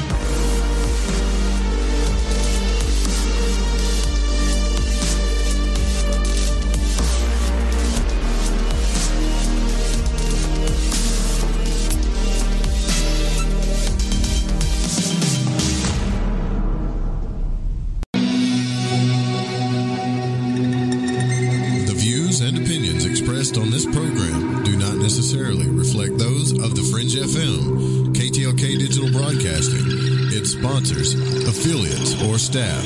Listener discretion is advised.